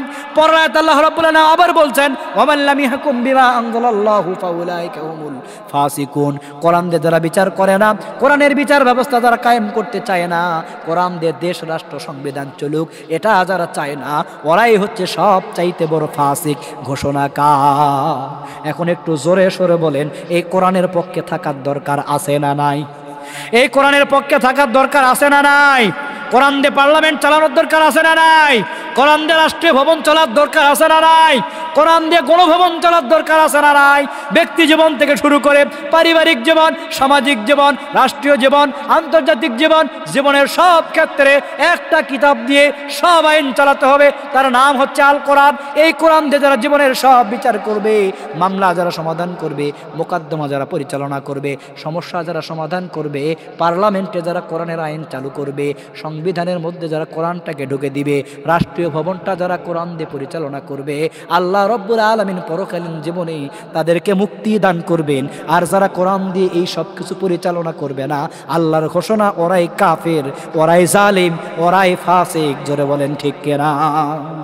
কারা কারা চান আমাদের এই সোনার বাংলাদেশ, সোনার এই ভূখণ্ড, সুজলা সুফলা সোনার এই মাতৃভূমি বাংলাদেশ আগামীতে এই কোরআন দিয়ে, কোরআনের পার্লামেন্ট চালু হোক, কোরআনের সংবিধান তৈরি হোক, কোরআন দিয়ে মানুষের ব্যক্তি জীবন চলুক, কোরআন দিয়ে পারিবারিক জীবন চলুক, সামাজিক জীবন চলুক, রাষ্ট্রীয় জীবন চলুক, কোরআন দিয়ে এই জমিনের সব সিদ্ধান্ত কার্যকর হোক। কারা কারা চান আমার আল্লাহকে একটু হাত উঁচু করে দেখায় দেন।